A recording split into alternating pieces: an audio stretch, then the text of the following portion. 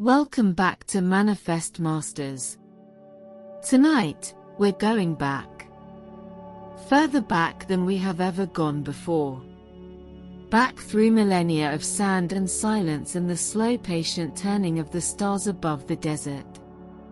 Back to a civilization so ancient that when Julius Caesar stood in Egypt and marveled at its monuments, those monuments were already older to him than he is to us. A civilization that built things so enormous, so precise, so quietly astonishing, that the world has spent the better part of 3,000 years trying to understand how they did it, and has not entirely succeeded. Tonight, we walk through ancient Egypt. Not as archaeologists. Not with trowels and notebooks and the careful language of academic study. But slowly. Gently. The way you might walk through a dream that feels older than memory. So let your body grow heavy. Let the day fall away behind you. And let Egypt come to you. Close your eyes and find yourself standing at the base of something enormous. It is dusk. The sun is going down over the desert to the west, and the sky above you is doing something extraordinary, shifting from the pale washed blue of afternoon through amber and copper and deep rose, the colors deepening and intensifying as the light drops, until the horizon is burning with a richness that no painter has ever quite managed to capture and no photograph has ever quite contained. The desert in all directions is the color of warm gold. The air, which was brutal with heat an hour ago, is beginning to soften. A faint breeze is moving across the plateau, carrying with it the smell of dry stone and something older still, something that has no name but feels, unmistakably, like time. And in front of you, rising from the plateau with a scale that the human eye genuinely struggles to process, is the Great Pyramid of Giza. You know it is large. You have always known it is large. But standing at its base, looking upward along the angle of its face as it rises toward a point that seems impossibly far above you, large is not the right word. The Great Pyramid contains approximately 2.3 million individual stone blocks, each one weighing on average around 2.5 tons. The heaviest weigh as much as 80 tons. And they were placed, every single one of them, with a precision that is almost offensive in its exactness. The base of the pyramid covers an area of over 50,000 square meters. And the four sides of that base, measured and compared, differ from each other in length by an average of less than 5 centimeters. 5 centimeters. Across 230 meters of stone, placed block by human hands without laser levels or GPS or any of the instruments we would consider basic requirements for such a task. The margin of error, across the entire base, is less than the width of 3 of your fingers pressed together. The pyramid was built for the pharaoh Khufu, who ruled Egypt around 2560 BC. It took approximately 20 years to complete. And for nearly 4,000 years after its completion, from around 2560 BC all the way to 1311 AD, when the spire of Lincoln Cathedral was finally raised in England, the Great Pyramid was the tallest structure human beings had ever built. Nearly 4 millennia as the tallest thing on Earth. Built not with the resources of a modern industrial civilization but with copper tools and wooden sledges and the organized labor of tens of thousands of workers, and yet so precisely engineered that it held the record for height longer than any structure before or since. When Lincoln Cathedral finally surpassed it, the pyramid had been standing for 38 centuries. To put that in terms that might be easier to feel, if you stood at the moment Lincoln Cathedral was completed and looked back the same distance in time that the pyramid had already been standing, You would be looking back to a world before writing existed. Stand at the base and look up. The stone beneath your feet is warm from the day's sun, holding the heat the way stone does, releasing it slowly into the cooling evening air. The blocks nearest to you are massive, taller than a person in many cases, their surfaces worn smooth by millennia of wind-carried sand. If you press your palm flat against one, it is warm and faintly rough and utterly solid, the most solid thing you have ever touched, the feeling of something that has no intention whatsoever of going anywhere. The pyramid was originally cased in highly polished white limestone, Jura limestone, quarried from the hills across the river and transported by boat, then dragged and hauled and placed with the same extraordinary precision as the core blocks beneath. When the pyramid was new, when the casing stones were in place and the capstone, likely gilded, though this is still debated, sat at the very top, the structure would have been almost blinding in the desert sun. A white geometric form of absolute perfection rising from the Golden Plateau, visible from 100 kilometers away, catching the light like a mirror, like a signal, like a declaration. Something built to be seen.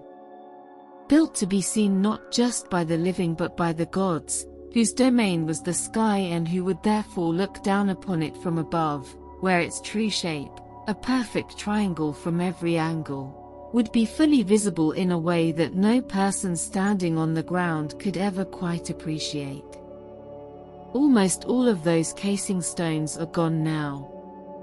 Removed over the centuries, most of them in the medieval period, quarried off the pyramid's surface and used to build mosques and palaces in Cairo. What you see today when you stand at the base is the stepped core beneath, the internal structure exposed by the removal of its skin, like a body with the surface peeled back to reveal the engineering underneath. It is still magnificent. It is, if anything, more honest than the original, showing you the actual work, the actual blocks, the actual human effort that went into every course of stone stacked on top of the last.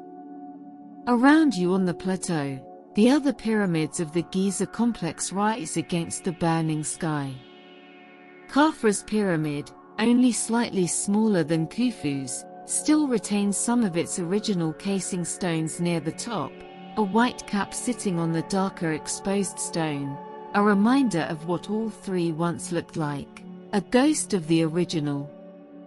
And beside it, the great Sphinx crouches in the fading light, its lion body enormous and still, its human face looking east toward the rising point of the sun with an expression that has been described as serene, as enigmatic, as proud, as melancholy, depending on who is looking and in what light. In this light, the deep amber of a desert dusk, it looks, most of all, patient. The patience of something that has been watching the sun rise and set for 4,500 years and has concluded, somewhere in the stillness of its stone, that this is enough. That watching the light is enough. That simply being here, enduring, witnessing, is its own form of purpose. The Sphinx has a nose. Or rather, it does not have a nose, and the reason it does not is one of the small persistent mysteries of Egyptology. The popular story that Napoleon's soldiers shot it off with a cannon is entirely false. Drawings made by European visitors before Napoleon's Egyptian campaign clearly show the nose already missing. The damage was most likely deliberate, carried out sometime in the medieval period, possibly by a Sufi mystic named Muhammad Saim al-Dar who, according to a 14th century historian, damaged the face in protest against the local population's practice of making offerings to the Sphinx in hopes of influencing the harvest. He was apparently executed for the vandalism. The nose has been gone for at least 700 years, and the Sphinx has faced the sunrise without it for all of that time, apparently unbothered. The light is almost gone now from the western sky. The last of the amber has deepened into a rich wine red at the horizon, and above it the blue of true dusk is advancing from the east, bringing with it the first stars. In ancient Egypt, the stars mattered enormously. They were not decorative. They were not simply beautiful. They were a calendar, a clock, a theological map, a system of navigation, and a framework for understanding the relationship between the human world and the Divine One. Egyptian priests studied the night sky with the careful, systematic attention of people who understood that the patterns above them were not random, that they repeated, reliably and precisely, and that understanding those repetitions was the key to understanding time itself. The Egyptians divided the night sky into groups of stars called decans, 36 of them, each one associated with a 10-day period of the Egyptian calendar. As the year progressed, different decans would rise just before dawn, marking the passage of time with a precision that required no instruments beyond attentive human eyes. The rising of the star Sirius, the brightest star in the night sky, called Sopdet by the Egyptians, was one of the most important astronomical events of the year. Its annual reappearance on the eastern horizon just before dawn, after a period of invisibility, coincided with the annual flooding of the Nile, which was the event upon which all Egyptian agriculture and therefore all Egyptian civilization depended.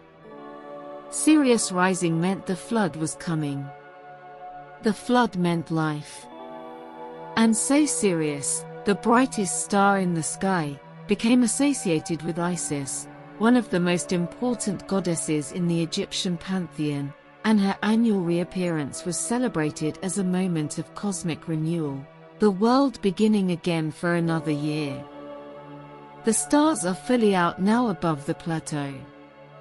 More stars than you have ever seen, the sky genuinely dark out here in the desert, no city light to dilute the darkness, and the Milky Way stretching overhead in a broad soft band of silver that the ancient Egyptians saw every clear night and interpreted as the celestial counterpart of the Nile, a river of stars flowing across the sky above the river of water flowing through the earth below. The world doubled. The heavens reflecting the earth. The earth reflecting the heavens. Everything connected, everything corresponding, everything part of a single vast and ordered system that the Egyptians called Ma'at. Ma'at. The word translates imperfectly as truth, or justice, or order, or balance, but none of those translations quite captures it because Ma'at was not a concept or a principle or a philosophical position. It was a goddess. A living divine force, personified as a woman wearing a single ostrich feather in her hair, whose presence in the world meant that things were as they should be, that the sun rose and set, that the Nile flooded and receded, that the stars moved in their appointed paths, that rulers ruled justly and people lived well and the dead were honored and the gods received their offerings. Ma'at was the name Egyptians gave to the feeling that everything is in its right place. And its opposite, chaos, disorder, the failure of the natural and moral order, was called Isfet. The great project of Egyptian civilization, the thing that every pharaoh and every priest and every ordinary person was understood to be participating in, was the maintenance of Ma'at against the constant threat of Isfet. The pharaoh was the fulcrum of that project. The person in whom the human world and the divine world met and overlapped. Not simply a king in the way that other cultures understood kingship, not merely the most powerful person, the one who commanded the largest army or controlled the most wealth. The pharaoh was understood to be a god, or at least divine, the living embodiment of Horus, the falcon god, son of Osiris, whose role was to maintain order in the living world the way Osiris maintained order in the world of the dead. When a pharaoh died, they became Osiris. And the new pharaoh, taking the throne, became Horus. A continuous cycle, divine authority passing from one body to the next, the office never dying even as the individual within it did. This understanding of the pharaoh as divine was not merely theology. It was the organizing principle of the entire state. Every action a pharaoh took was understood as a sacred act. The annual ceremony in which the pharaoh ritually broke the ground before the planting season was not a symbolic gesture, it was a divine intervention, the God of order placing his hands on the earth and ensuring that what grew from it would sustain the people. The pharaoh hunting, the pharaoh going to war, the pharaoh making offerings in the temple, all of it divine. All of it necessary. All of it part of the continuous maintenance of Ma'at that was the reason the pharaoh existed at all. The stars wheel slowly overhead. The pyramids stand dark and enormous against the night sky, their edges cutting clean geometric lines across the stars behind them. The Sphinx faces east, patient and still, waiting for the sun that it has watched rise 4,500 times 1,000 times over, that it will watch rise again tomorrow with the same stone equanimity it has always brought to the task. The desert is very quiet. The kind of quiet that makes you aware of your own breathing, your own heartbeat, the small persistent fact of your own aliveness in the middle of all this ancient stillness. Egypt holds you in it gently. The night is just beginning. And there is so much more to tell. The night has settled fully over the plateau now. The last warmth of the dusk is gone from the western sky and the darkness above is complete and enormous, the stars so thick and so close that the sky seems almost solid with light rather than dark. A deep field of silver and white and the faintest traces of blue, stretching from horizon to horizon without interruption, without the haze of a city somewhere nearby bleeding upward and diluting the dark. This is the sky as it has always been over Egypt. As it was when the first stones of the pyramid were being laid. As it was when the priests climbed to the rooftops of the temples to mark the rising of Sirius. As it will be long after every living person now breathing has returned to the earth. It is a humbling sky. The kind of sky that makes the concerns of a single human life feel very small and, paradoxically, very precious at the same time. Small because the universe is incomprehensibly large and indifferent and ancient. Precious because you are here to see it, which is not nothing. Which is, in fact, everything. The ancient Egyptians understood both of those feelings simultaneously and built their entire civilization around the attempt to hold them in balance. The smallness and the preciousness. The mortal and the divine. The life that ends and the soul that does not. Because Egypt, more than almost any other ancient civilization, was a culture organized around death. Or rather, around what came after it. The Egyptians did not fear death the way that many cultures have feared it. They prepared for it. They planned for it. They devoted enormous resources and extraordinary ingenuity and the labor of generations to ensuring that what came after death would be good, would be abundant and comfortable and recognizable, a continuation rather than an ending, the life they had lived reflected in a world beyond the horizon of the visible. And at the center of that belief was the body. The Egyptians believed that the soul, or rather, the several distinct spiritual components that together constituted a complete person, each one with its own name and its own function and its own requirements for survival after death, needed the body to return to. Needed it to remain intact, recognizable, present. A soul without a body was a soul without a home, and a soul without a home was in danger of the worst thing the Egyptian imagination could conceive: final, complete, irreversible annihilation. Not punishment in an afterlife. Not eternal suffering. Simply ceasing to exist entirely. The second death, the Egyptians called it, and it was this they feared above all, and this that mummification was designed to prevent. The process of mummification, at its most elaborate and most carefully performed, took 70 days. 70 days of ritual and preparation and the application of specific materials in a specific sequence by specialists who had trained for years to perform this work correctly, because the stakes, the eternal survival of a human soul, could not have been higher. The body was washed and purified. The internal organs were removed through a small incision in the left side and placed in 4 canopic jars, each one protected by one of the 4 sons of Horus. The liver in one jar, the lungs in another, the stomach in a third, the intestines in the 4th. The heart was left in place. It was the seat of intelligence and emotion in Egyptian understanding, the organ that would be weighed in the final judgment of the soul, and it needed to remain with the body for that moment to be possible. The brain, by contrast, was considered entirely unimportant. It was removed through the nose, a long hook inserted into the nostril, through the nasal cavity, and into the skull, used to break up the brain tissue and allow it to drain out, and then discarded. The organ that we now understand to be the seat of everything that makes a person, consciousness, memory, personality, thought, was, to the ancient Egyptians, simply filler. Packing material.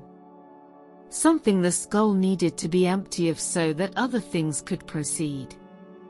This is not a criticism, it is a reminder that knowledge is always the product of its moment, and that the Egyptians' understanding of the body, while wrong about the brain, was sophisticated enough in other respects to produce a preservation technique so effective that we can still, 4,000 years later, look at the faces of people who were alive when the pyramids were new and feel, with a shock that never quite becomes routine no matter how many times you encounter it, that we are in the presence of a real person. After the organs were removed, the body was packed and covered with natron, a naturally occurring salt found in dry lake beds in Egypt, a mixture of sodium carbonate and sodium bicarbonate that drew moisture out of the tissues with extraordinary efficiency. The body was buried in natron for 40 days. 40 days of desiccation, the moisture that sustains life and also enables decay being drawn steadily out of the flesh, the body becoming drier and lighter and more durable with each passing day, until what remained was not the soft and perishable thing a living body is but something harder, something preserved, something that could endure. Then the natron was removed.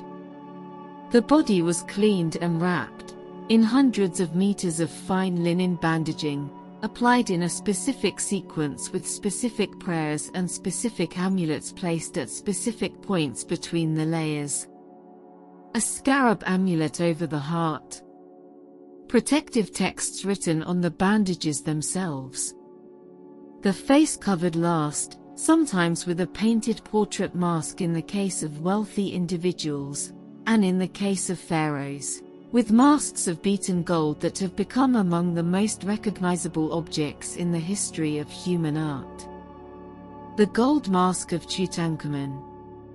The serene, idealized face looking out from the gold with the particular calm of something that has accepted what is coming and found it, on balance, acceptable.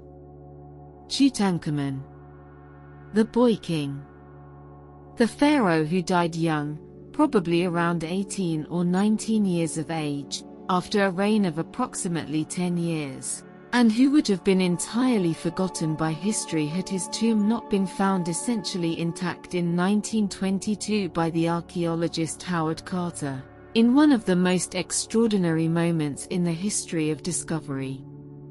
When Carter made a small breach in the sealed door of the tomb's inner chamber and held a candle to the gap and looked through, his colleague Lord Carnarvon, standing behind him in the narrow corridor, asked if he could see anything. Carter's reply has become one of the most famous sentences in the history of archaeology. "Yes," he said. "Wonderful things." The tomb contained over 5,000 individual objects, accumulated over the 10 short years of Tutankhamun's reign, furniture and weapons and clothing and food and games and jewelry and the 3 nested coffins, the innermost of solid gold, and the extraordinary mask. All of it placed with care and intention and the deep Egyptian conviction that the dead would need, in the life beyond, the same things they had needed in the life before.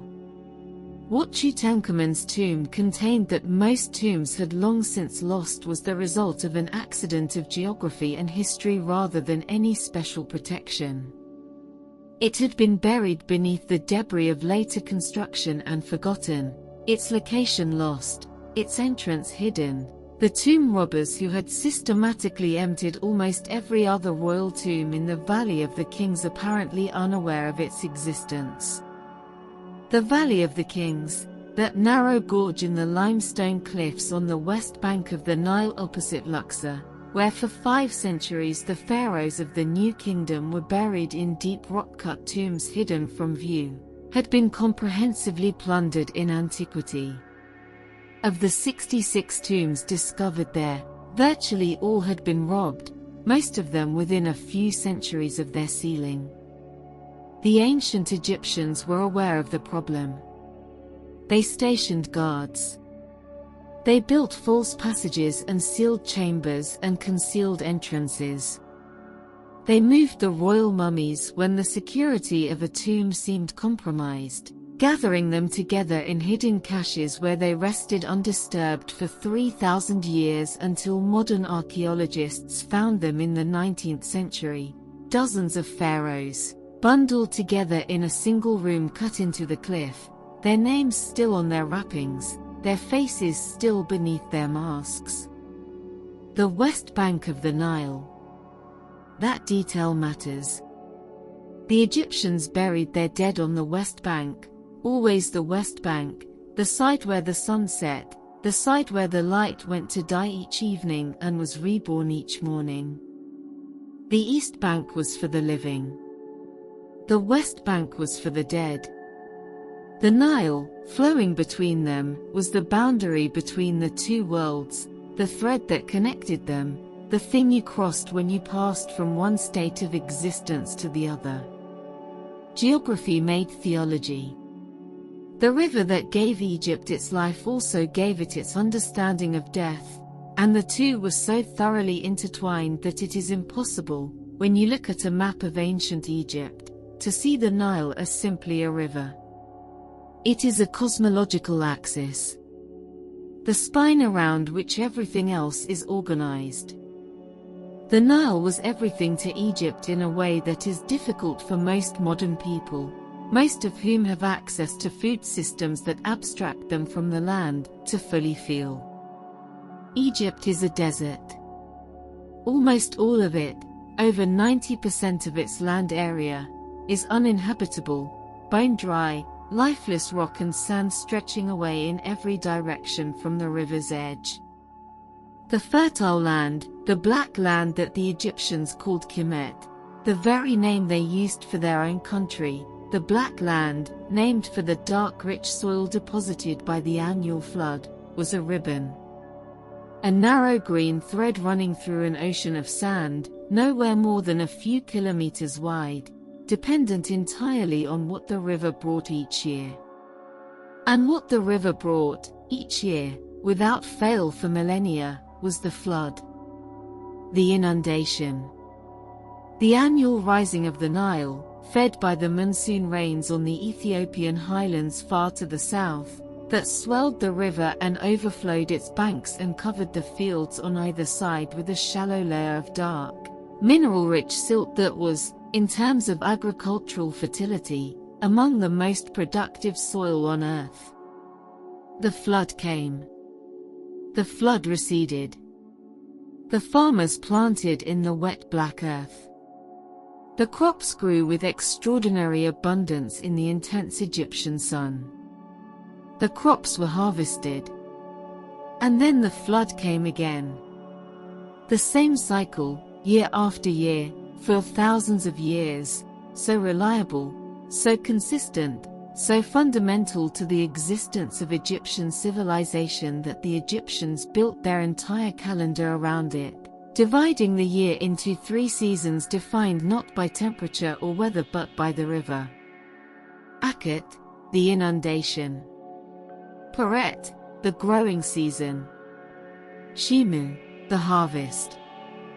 The flood, the stars, the careful preparation of the dead, the maintenance of cosmic order, all of it woven together into a single seamless understanding of how the world worked and what human beings were for within it. Egypt did not separate these things, did not divide the spiritual from the practical, the religious from the agricultural, the cosmic from the daily. The flood was both a physical event and a divine one. The stars were both a calendar and a theological map. The mummification of a body was both a preservation technique and a sacred ritual. Everything meant more than one thing simultaneously, and the Egyptians moved through their world carrying all of those meanings at once, the way you carry a language, not thinking about it, not translating, just living inside it, understanding it from the inside, the meanings arriving before the words do. The plateau is very quiet now. The pyramids stand in the starlight, patient and enormous, doing what they have always done, simply being here, outlasting everything, holding the memory of the people who built them in the only way that stone knows how. Not by speaking, not by explaining, but by enduring. By still being here, tonight, under these same stars, after everything that has happened and everything that has been forgotten and everything that has changed, still here. You are standing at the base of the oldest wonder of the ancient world. And the night around you is just beginning to deepen. Rest in it. There is more to come. The night is deep now over the desert. The plateau has grown still in the way that only very old places grow still, not the stillness of emptiness but the stillness of fullness, of a place so saturated with what has happened in it that the air itself seems to hold a kind of weight. The pyramids behind you are dark shapes against the star-filled sky, their edges impossibly clean, their silence the silence of things that have said everything they have to say and are now simply waiting for the rest of the world to catch up.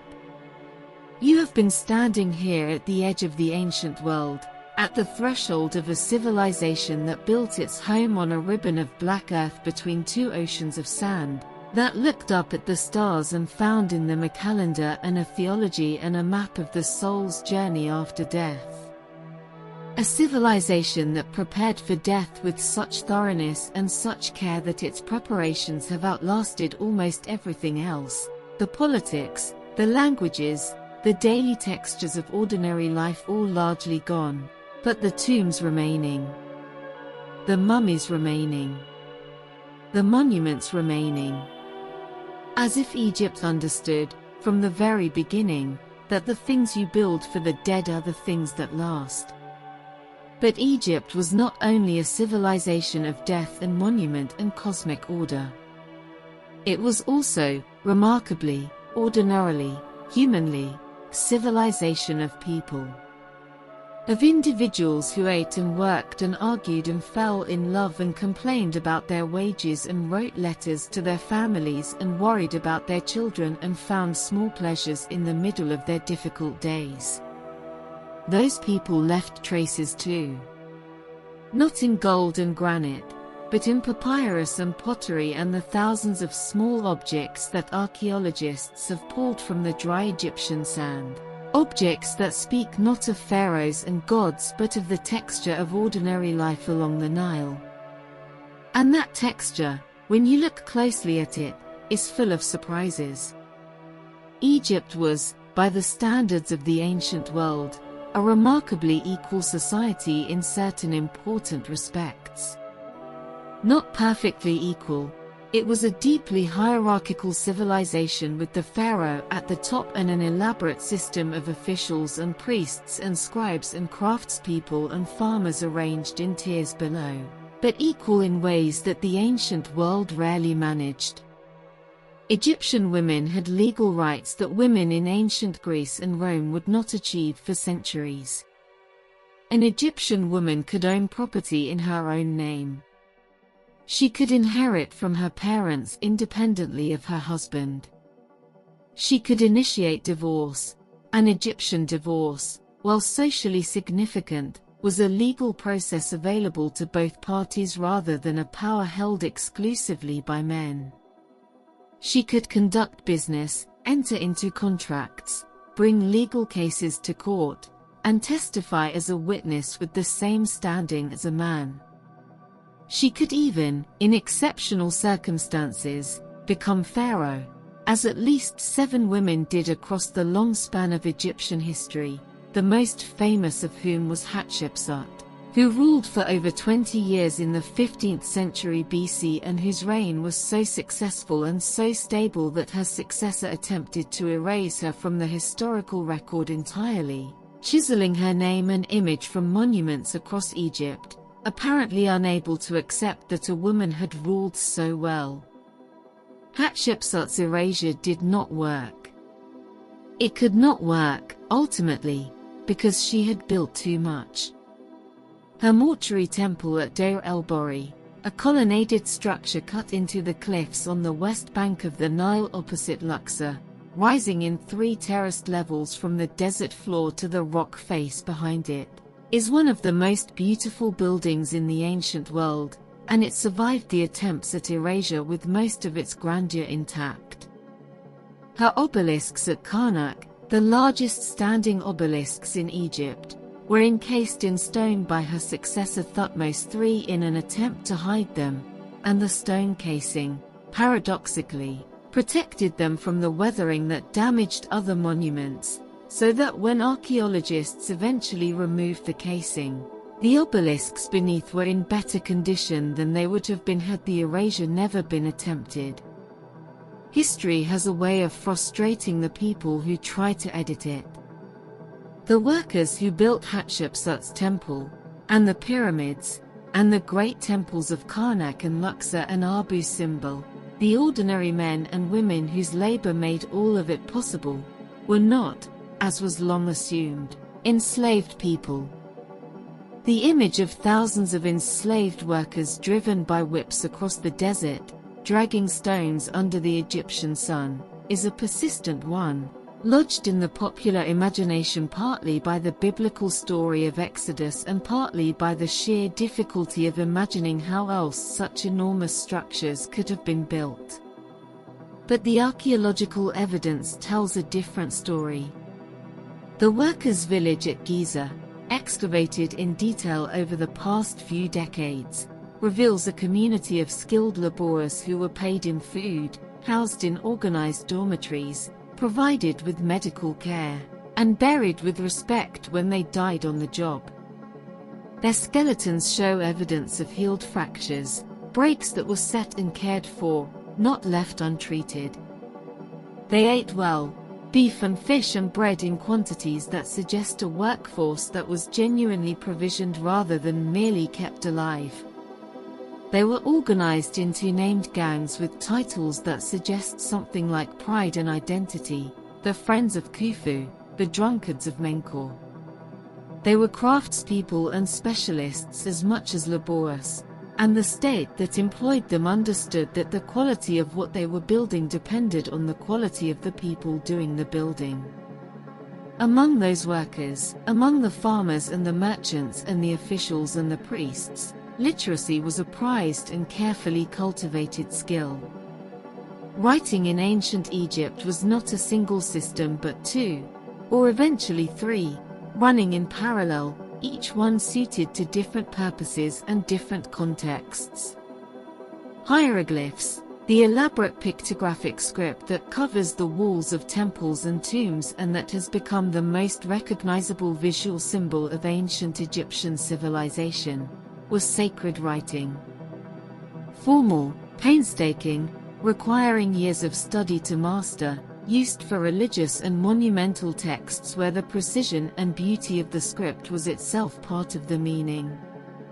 A hieroglyphic inscription on a temple wall was not just conveying information. It was performing a sacred function, the act of writing itself a form of magic, the signs understood to have power beyond their phonetic content. For everyday use, for letters and accounts and legal documents and the administrative machinery of a large and complex state, the Egyptians used a simplified cursive script called hieratic, written with a rush pen on papyrus, faster and more practical than hieroglyphs in use by the scribes who kept the records of grain deliveries and tax assessments and legal proceedings and the 1,000 other administrative transactions that running a civilization requires. And later still, a further simplified script called demotic emerged, even faster, even more cursive, used for commercial and legal documents in the later periods of Egyptian history. The scribes who mastered these systems occupied a position in Egyptian society that was simultaneously practical and prestigious. To be a scribe was to be exempt from the physical labor that occupied most Egyptians' working lives. It was to have access to knowledge, to records, to the inner workings of the state. Egyptian wisdom literature, the texts in which older, experienced Egyptians set down advice for the young, returns again and again to the value of learning to write, contrasting the scribe's comfortable indoor life with the hard outdoor labor of the farmer, the fisherman, the soldier. One text, known as the Satire of the Trades, goes through occupation after occupation describing their hardships in vivid and often darkly comic detail. The washerman whose hands are ruined by lye, the sandal maker who is always crouching, the reed cutter whose fingers are cut and whose legs are bitten by mosquitoes, before concluding that the scribe's life is superior to all of them, a point the author makes with what seems like genuine enthusiasm and only mild exaggeration. Beyond the scribes, beyond the officials and the craftspeople, the vast majority of Egyptians were farmers. People who worked the black earth of the Nile floodplain with wooden plows in their own hands, who planted emmer wheat and barley and flax and vegetables, who raised cattle and sheep and goats and geese, who fished the Nile with nets and lines and woven traps, who organized their entire lives around the rhythm of the rivers rising and falling. These were not poor people in the sense of being marginalized or forgotten, they were the foundation of the civilization, the people whose labor fed the scribes and the priests and the pharaoh and the workers who built the pyramids. They paid taxes in grain, assessed and collected by officials who measured the height of the flood each year at structures called nilometers, stone stairways descending into the river, marked with gradations, used to predict how much the flood would deposit and therefore how abundant the harvest would be and therefore how much tax could reasonably be collected. The nilometer was, in its quiet way, one of the most important structures in Egypt.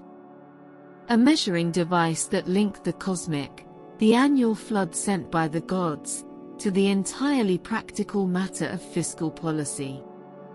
Everything in Egypt was like this. The sacred and the mundane not separated into different spheres but thoroughly mixed, the same action simultaneously an act of worship and an act of administration, the same object simultaneously a religious symbol and a practical tool. The Nile provided not just food but material. The papyrus plant, the tall reed that grew in dense thickets along the riverbanks, was one of the most versatile and important natural resources in the ancient world. The Egyptians made paper from it, of course, slicing the stem into thin strips, laying them in perpendicular layers, pressing and drying them into sheets that could be joined into scrolls. And the word paper itself descends from papyrus through the Greek papyros. But papyrus was also used to make rope and sandals and baskets and lightweight boats. Its buoyant hollow stems lashed together into vessels that could navigate the shallows of the Nile with remarkable efficiency. It was used as food. The young shoots were eaten raw or cooked. It was used as medicine. It was used as fuel. It was one of those plants that a civilization discovers and then builds its entire material culture around because it turns out to be useful for almost everything. And papyrus, crucially, was an export. One of Egypt's most valuable trade goods, shipped across the Mediterranean to the literate civilizations of Greece and Rome who needed writing material and had nothing comparable growing in their own territories. The Library of Alexandria, that great repository of ancient knowledge, was stocked with scrolls made of Egyptian papyrus. The letters of Cicero that we read today were written on Egyptian papyrus. The texts of the New Testament were first written down on Egyptian papyrus. A plant that grew wild in the Nile Delta became the medium on which the intellectual life of the ancient world was recorded and preserved. The river that gave Egypt papyrus also gave it something else that shaped the civilization in ways both practical and deeply spiritual. The river gave it color. Two colors in particular that the Egyptians understood not as aesthetic categories but as cosmological ones. The black land, Kemet, and the red land, Deshret. The black earth of the floodplain and the red sand and rock of the desert beyond.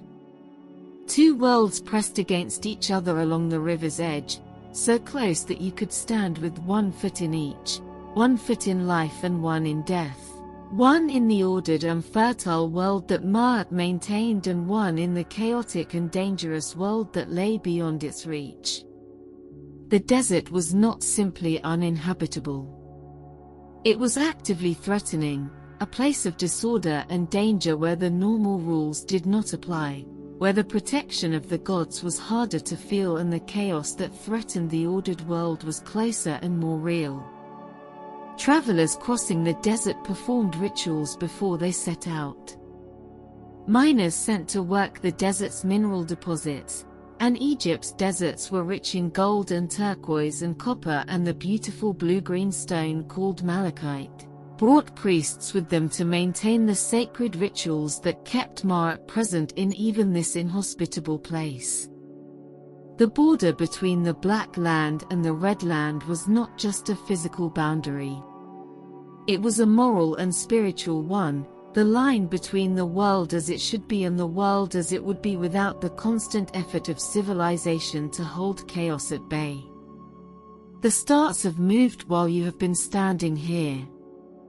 The great slow wheel of the night sky turning on its axis overhead, the same rotation that the Egyptian priests tracked and measured and used to orient their temples, some of which were aligned with such precision to specific stars or to the rising point of the sun on specific days of the year that the alignment itself was a form of prayer.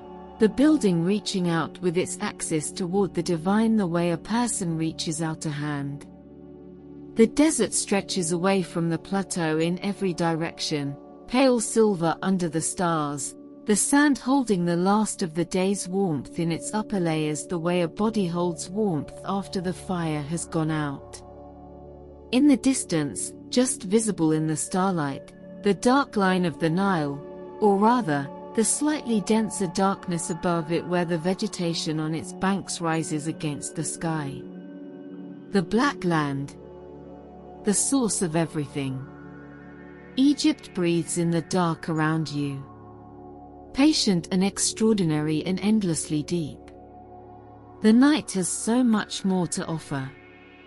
Let it come to you slowly. There is a sound the desert makes at night that you do not expect until you hear it. It is not silence, or not exactly silence.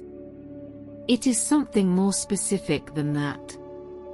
A quality of stillness so complete that the sounds that do exist within it, the faint movement of air across sand, the occasional shift and settle of cooling stone, the distant call of something alive somewhere out in the dark, are rendered extraordinarily precise.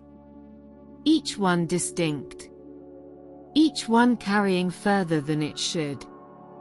As if the desert amplifies the things it cannot eliminate, the way a very quiet room makes you aware of sounds you would never notice in an ordinary one.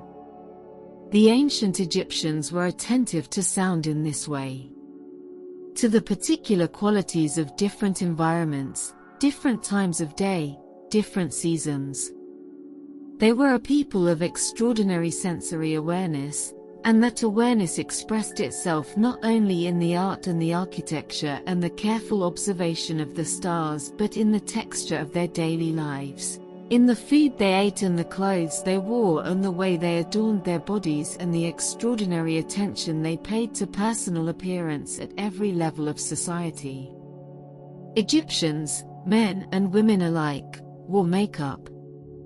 Not as decoration in the purely cosmetic sense, though it was certainly that too, but as protection and as medicine and as a form of spiritual armoring. The most distinctive element of the Egyptian cosmetic repertoire was kohl, a dark pigment made from ground galena, a lead sulfide mineral, mixed with animal fat and applied around the eyes in the elongated almond shape that has become one of the most recognizable visual signatures of ancient Egyptian art. The kohl was not merely beautiful. It reduced glare from the intense Egyptian sun, the way athletes today paint black stripes under their eyes before competing. It had genuine antibacterial properties that helped protect the eyes from the infections that were common in the Nile Delta environment. And it was understood to invoke the protection of the god Horus, whose eye was one of the most powerful protective symbols in the Egyptian magical tradition. Beauty and function and spiritual protection, all in a single line of dark pigment drawn carefully around the eye. The Egyptians were also devoted to cleanliness and personal grooming in ways that set them apart from many of their contemporaries in the ancient world. They bathed regularly. They shaved. Both men and women removed most or all of their body hair, using copper razors and depilatory creams made from a mixture of bird bones and oil and hippopotamus fat, which sounds alarming but apparently worked with reasonable effectiveness.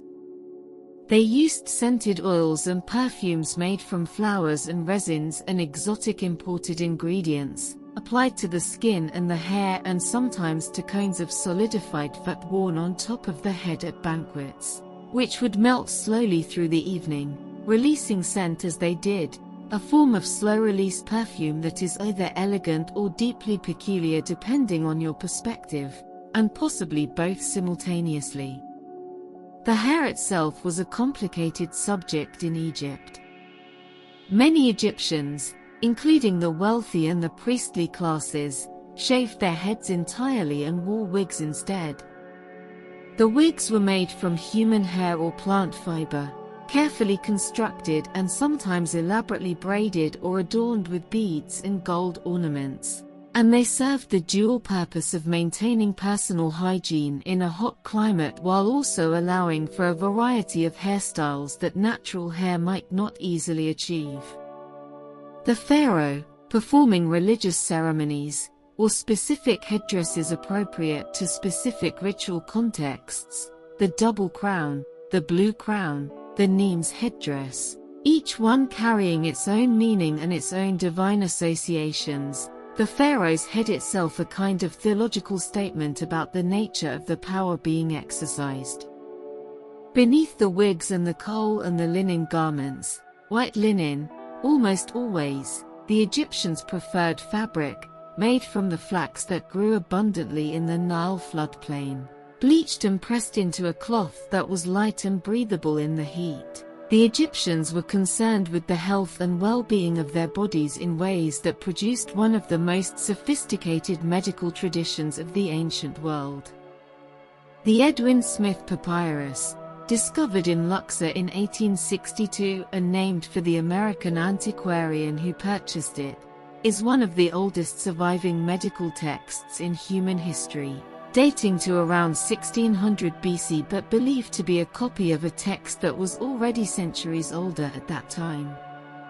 It describes 48 cases of injury and illness in meticulous clinical detail, the examination of the patient, the diagnosis, the prognosis, the recommended treatment, in a tone that is strikingly rational and empirical for its era. Where many ancient medical texts mixed observation with prayer and magical incantation, the Edwin Smith Papyrus is predominantly practical.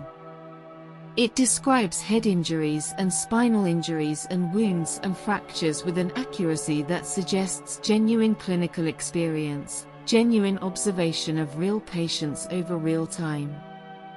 The ancient Egyptians had a word for a condition whose treatment was possible, a word for a condition whose treatment was uncertain, and a word for a condition that was beyond treatment.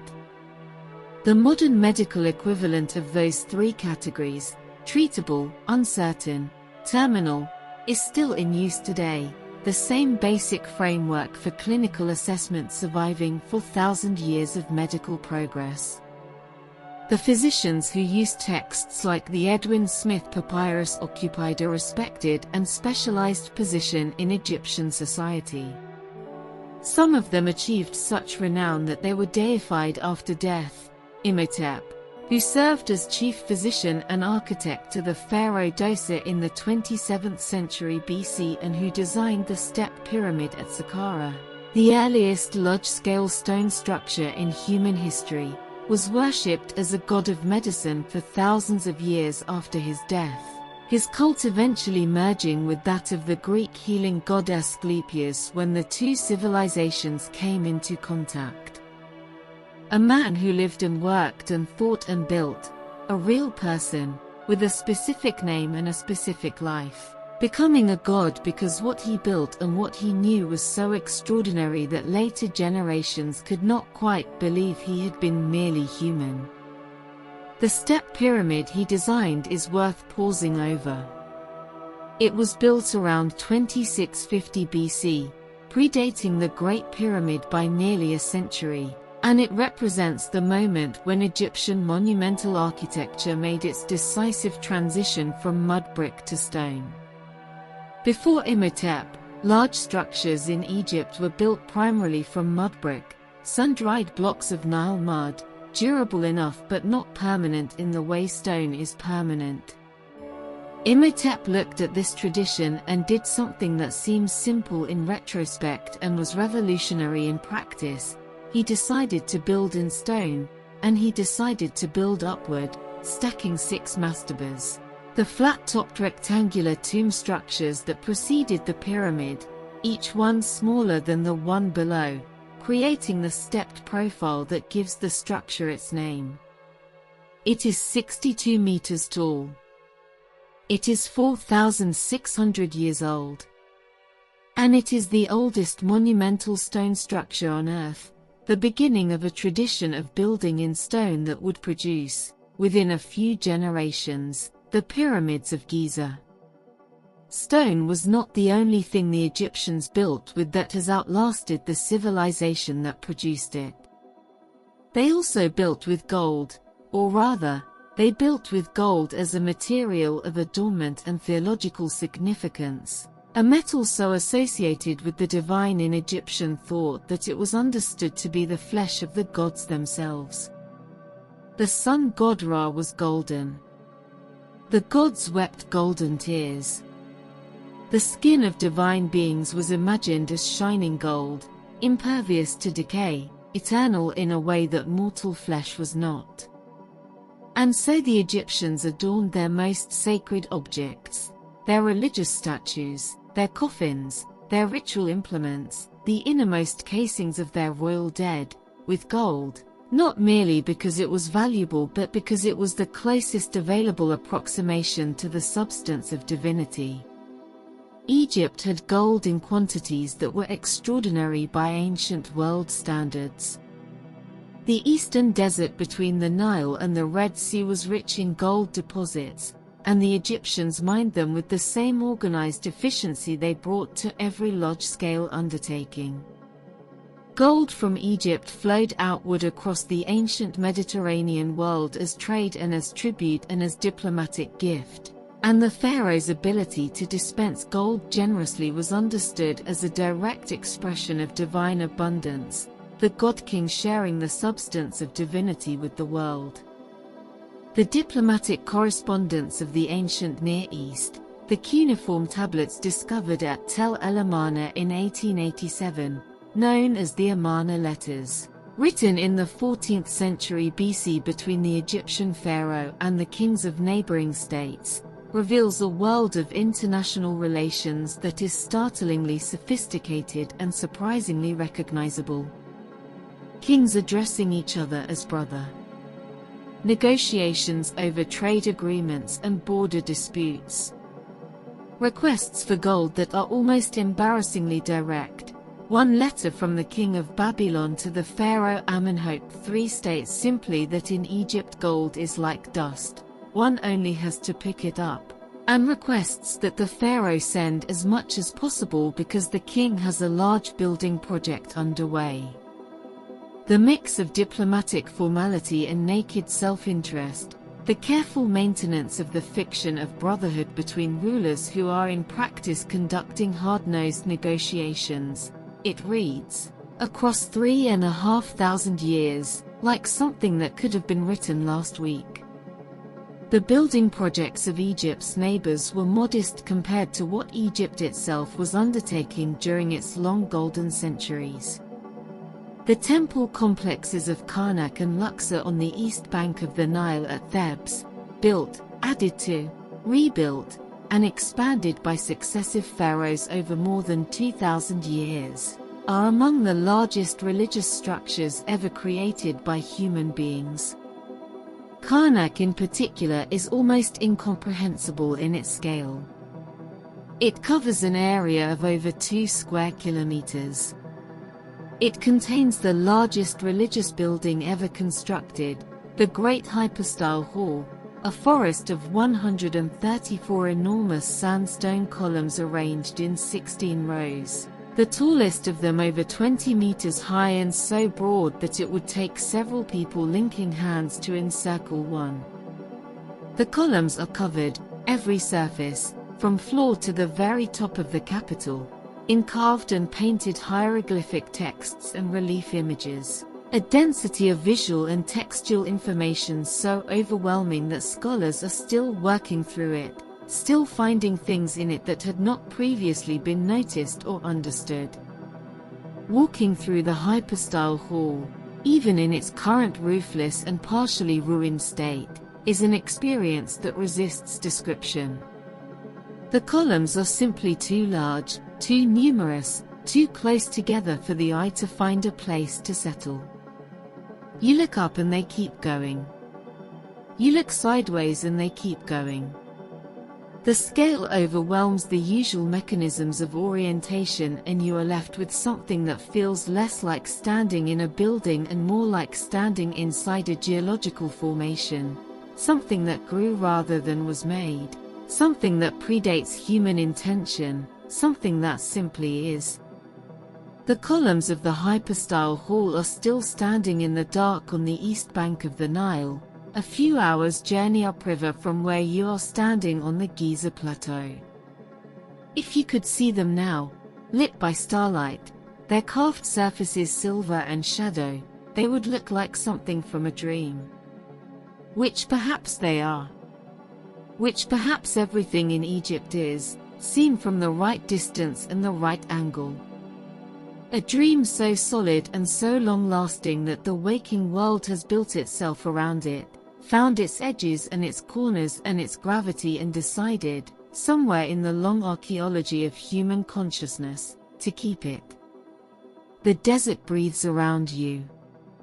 The Nile moves somewhere in the dark below the plateau. It sounds too distant to hear, but its presence felt nonetheless.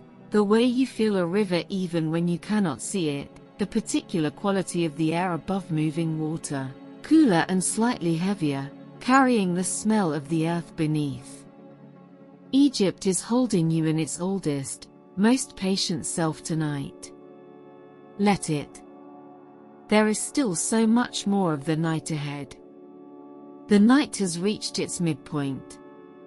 That particular hour when the darkness is at its most complete, its most settled, its most itself, when the last of the evening has fully dissolved and the first suggestion of the morning is still too far away to be felt. The stars overhead have shifted in their slow arc, the great wheel of the sky having turned perhaps a third of its nightly rotation since you first arrived on this plateau. And the pyramids around you have settled into the darkness with the particular authority of things that have been here through 10,000 of these same midnights and fully expect to be here through 10,000 more. It is the hour when the mind loosens its grip on the day's concerns.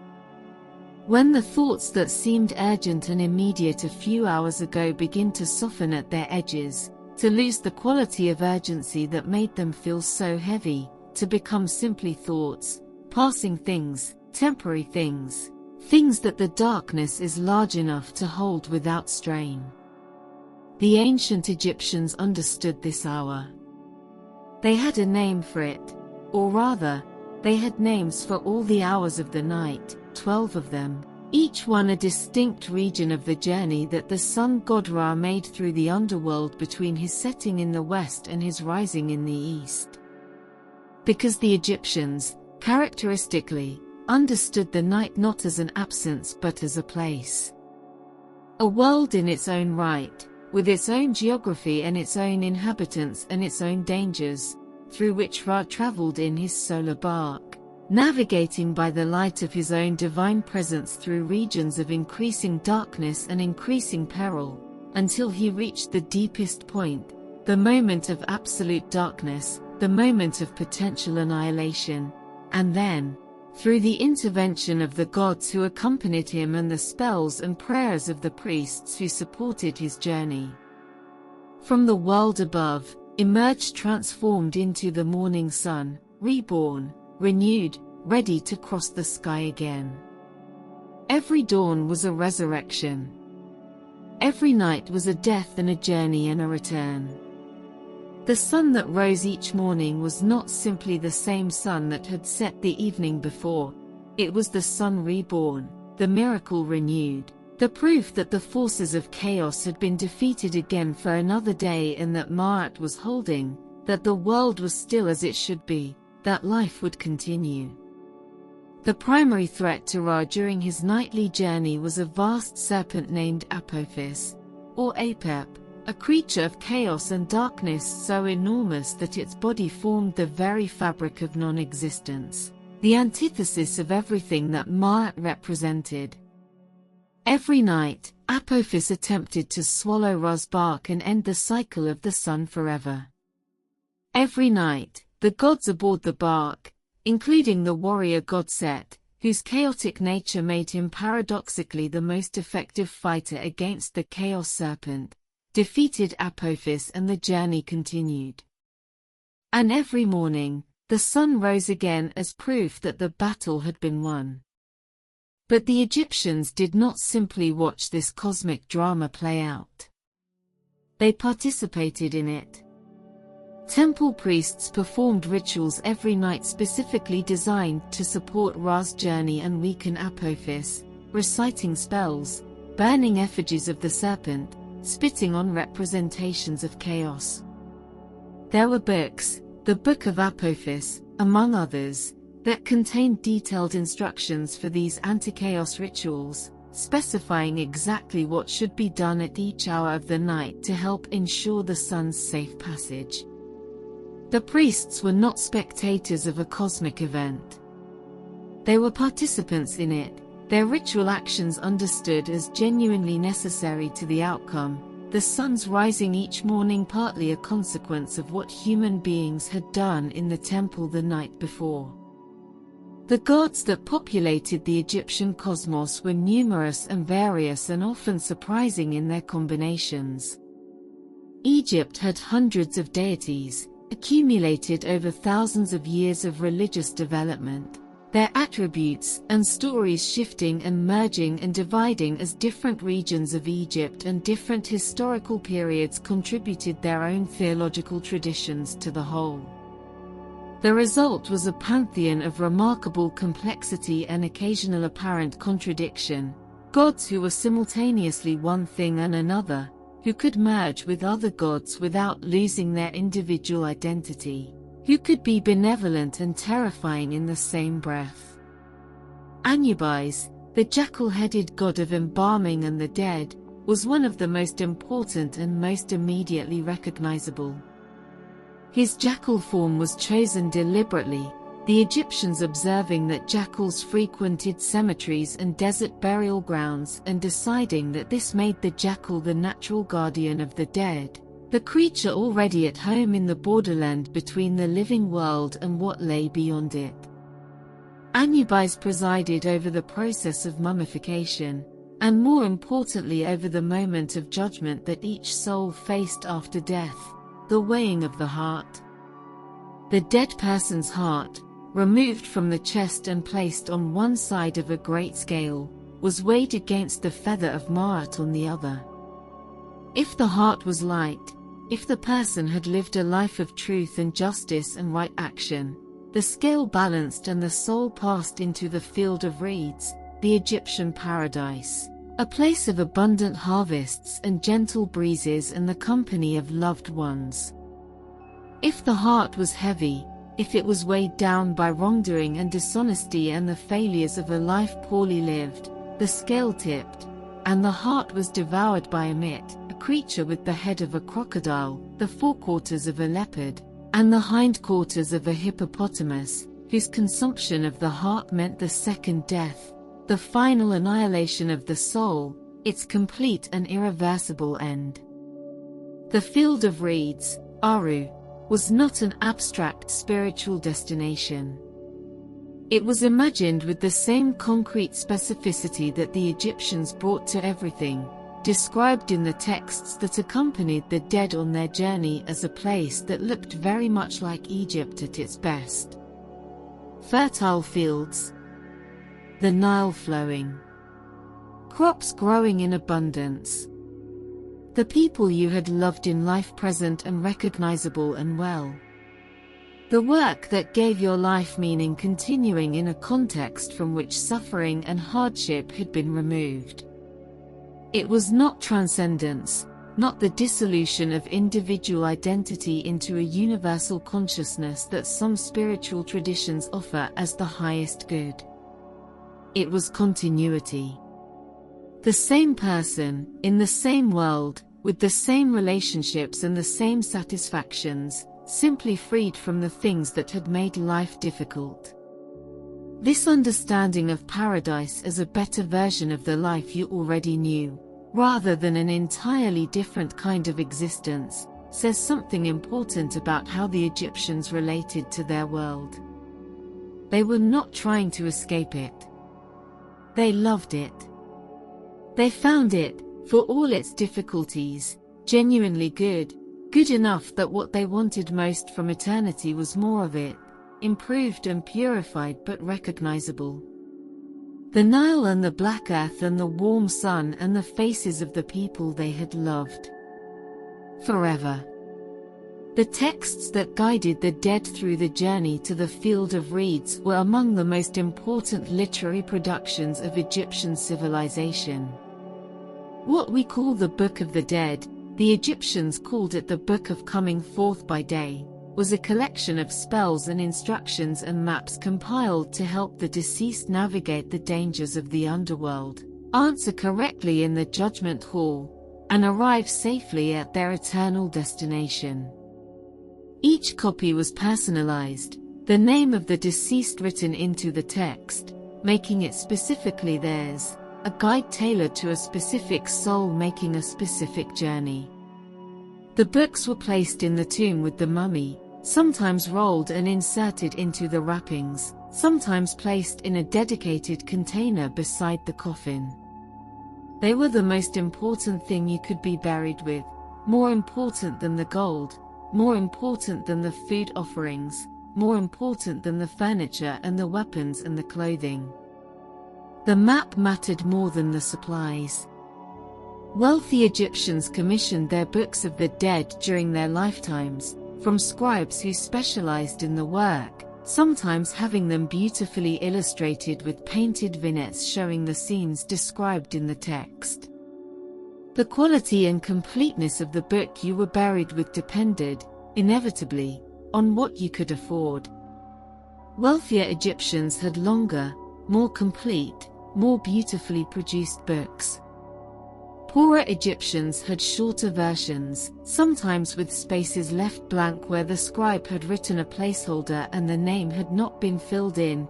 Generic books, mass-produced, the deceased's name added at the last moment, the ancient Egyptian equivalent of a form letter. Even in death, even in the most sacred transaction of all, the economic realities of life made themselves felt. Not all of Egypt's religious literature was concerned with death and the afterlife. Egypt produced love poetry of startling beauty and directness, texts written on papyrus and pottery shards that express the experience of romantic love with an immediacy and an emotional precision that crosses 4,000 years without losing anything in translation. A young woman writes about the man she loves, describing how the sight of him makes her heart race and her mouth go dry, how she cannot eat, how she stands at the door of her house hoping to catch a glimpse of him passing in the street. A young man writes about the woman he loves in terms so tender and so specific, the particular way she walks, the sound of her voice, the way she looks when she does not know he is watching, that the person being described feels suddenly real, suddenly present, a specific individual rather than a literary convention. These poems were not sacred texts. They were not preserved in tombs. They survived by accident, written on materials that happened not to decay, found by archaeologists who were often looking for something else and found instead the love letters of people who had been dead for 3,000 years. They are among the most direct human communications that have come down to us from the ancient world, more direct, in some ways, than the monumental inscriptions and the theological treatises, because they were written for an audience of one and they say exactly what they mean without ceremony or performance. Egypt's capacity for both the monumental and the intimate, for the pyramid and the love poem, for the theology of cosmic order and the scribe's joke about his uncomfortable working conditions, is part of what makes it so endlessly interesting. It was not a civilization of pure abstraction, not a culture so devoted to the divine that it lost sight of the human. It was both, simultaneously, without apparent contradiction. The same culture that built the Great Pyramid and developed the concept of Ma'at also produced workers who complained about their supervisors in letters to their families, lovers who could not eat because they were thinking about someone, physicians who categorized their cases with clinical pragmatism, and a tax official who measured the flood with a ruler and recorded the result in a register and went home for dinner. All of that is Egypt. All of it, held together by the river and the desert and the extraordinary persistence of a civilization that managed to remain recognizably itself across 3,000 years of continuous history, longer than the distance from the birth of Christ to the present day. 3,000 years of the same language, the same religious traditions, the same fundamental understanding of the world and the human place within it, evolving and changing at the edges while remaining, at its core, coherent. The stars have moved again overhead. The Milky Way, which was nearly vertical when you first arrived, has tilted now, leaning toward the western horizon as the night progresses, the great slow wheel of the sky continuing its patient rotation. The pyramids stand in the silver light, unchanged and unchanging, their geometry as precise in starlight as it is in sun, the same angles, the same clean edges, the same relationship to the points of the compass that the builders calculated and achieved with their astonishing precision 4,500 years ago. In the east, still many hours away, the sun is making its nightly journey through the underworld. Ra is in his bark, navigating the dark hours, surrounded by the gods who protect him, moving through regions whose names the priests knew and whose dangers the ritual texts described in careful detail. The anti-chaos rituals have been performed in the temples along the Nile. The feather of Ma'at is in its place on the scale in the judgment hall. Anubis is at his post. Everything is as it should be. The world is holding. Rest in it. The night holds you gently. There is something about the desert at this hour, the deep middle of the night, when the temperature has dropped from the brutal heat of the afternoon to something almost cool, when the sand has given back most of the warmth it stored during the day and the air has settled into a stillness that feels almost liquid, almost tangible, something you could reach out and touch if you moved your hand slowly enough through it, that produces a particular quality of wakefulness. Not the anxious wakefulness of a troubled mind, but the open, receptive wakefulness of a person who has stopped resisting the night and simply allowed it to do what it does. To expand. To deepen. To make the world feel larger and older and more interesting than it seemed a few hours ago in the ordinary light of day. Egypt does this to people. Has always done this to people. The travelers and scholars and adventurers who began arriving in significant numbers from Europe in the 18th and 19th centuries, drawn by the monuments, by the mystery, by the growing understanding that something extraordinary had happened here and that the evidence of it was still present, still legible, still speaking to anyone patient enough to learn its language, almost universally described the same experience upon first encountering Egypt. The sense of scale. The sense of time. The sense of standing at the edge of something so ancient and so vast that the categories you arrived with, your sense of what old means, what large means, what significant means, were quietly and permanently revised. Napoleon brought scientists and artists and scholars with him when he invaded Egypt in 1798, understanding that whatever military outcome the campaign achieved, the intellectual harvest of studying this civilization would be significant. He was right about that, even if the military campaign itself ended less gloriously. The scholars he brought, the savants, as they were called, produced a monumental multi-volume work called the Description de l'Egypte, documenting the monuments and the landscape and the natural history of Egypt in extraordinary detail, and in doing so ignited in European culture an obsession with ancient Egypt that has never fully subsided. Egyptomania, historians call it.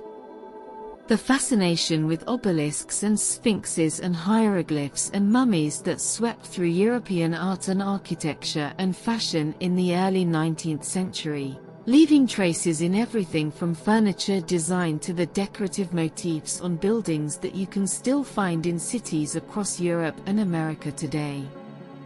One of the most significant intellectual consequences of Napoleon's Egyptian campaign was entirely unplanned. Among the objects discovered by French soldiers digging fortifications near the town of Rashid, known to Europeans as Rosetta, in 1799 was a large granodiorite slab inscribed with 3 parallel texts in 3 different scripts: Greek, Demotic, and hieroglyphs.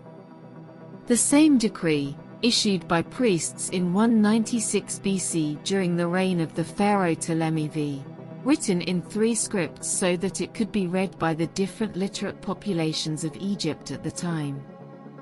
The stone was recognized immediately as potentially significant.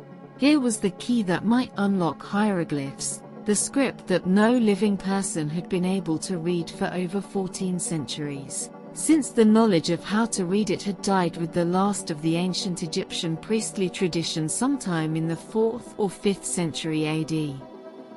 The decipherment that followed took more than 2 decades and involved the competitive and sometimes bitter work of several scholars across multiple countries, most prominently the English polymath Thomas Young and the French scholar Jean-François Champollion.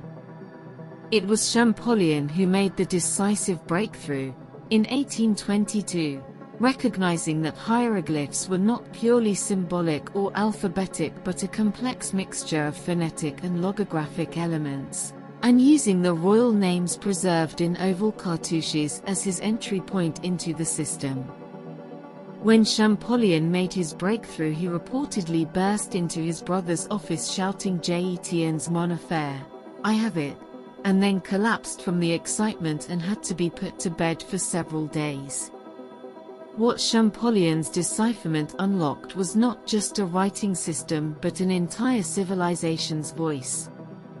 Suddenly the inscriptions on the temple walls and the texts in the papyrus scrolls and the words written inside the tombs could be read, not translated approximately or guessed at but actually read, with the same confidence and the same access to meaning that a reader of ancient Greek or Latin had always enjoyed. The Egyptians could speak again, after 14 centuries of silence, and what they said turned out to be surprising and complex and deeply human in ways that the romantic image of Egypt, all gold and mystery and divine inscrutability, had not quite prepared scholars for. They complained. They told jokes. They wrote administrative memos and love letters and shopping lists and medical case notes and philosophical reflections and school exercises and fairy tales. One tale, known today as the tale of the shipwrecked sailor, written around 2000 BC, is an adventure story about a sailor who survives a shipwreck and washes up on a magical island inhabited by a giant serpent who turns out to be a wise and benevolent being with a sad personal history. It has been described as the earliest known example of a frame narrative, a story within a story, and it is funny and strange and genuinely engaging in a way that a text nearly 4,000 years old has no business being. The stories Egypt told about itself and its gods were as various and as rich as the civilization that produced them. The myth of Osiris, the god who was killed by his jealous brother Set, dismembered and scattered across Egypt, then reassembled by his devoted wife Isis and resurrected to become the ruler of the dead, is perhaps the central myth of Egyptian religion, the story that everything else circles around. The narrative that gives meaning to death and resurrection and the agricultural cycle and the relationship between order and chaos and the power of love to overcome even death itself. Isis searching for the scattered pieces of her husband's body, reassembling him, breathing life back into him through her wings, conceiving their son Horus in that impossible moment between death and life, between the end and the beginning. And then Horus growing up to avenge his father against Set, the long battle between order and chaos playing out in the generation of the son, justice finally achieved, the rightful ruler restored. It is a story about grief and devotion and justice and the refusal to accept that death is the end, and it resonated so deeply, across so many centuries and so many cultures, That elements of it appear in the religious traditions of Greece and Rome and eventually Christianity, the image of the devoted mother holding her dead son, the death and resurrection of the divine, the battle between order and chaos playing out in the lives of gods who are also, somehow, fully human in their suffering. Isis herself became one of the most widely worshipped deities in the ancient world, her cult spreading far beyond Egypt's borders as the empire of Alexander the Great and then the Romans connected the Mediterranean into a single cultural space. Temples to Isis were built in Rome, in Athens, in the furthest reaches of the Roman Empire. Roman women devoted to her wore linen robes and shaved their heads as a mark of devotion. Sailors prayed to her as a protector of those at sea.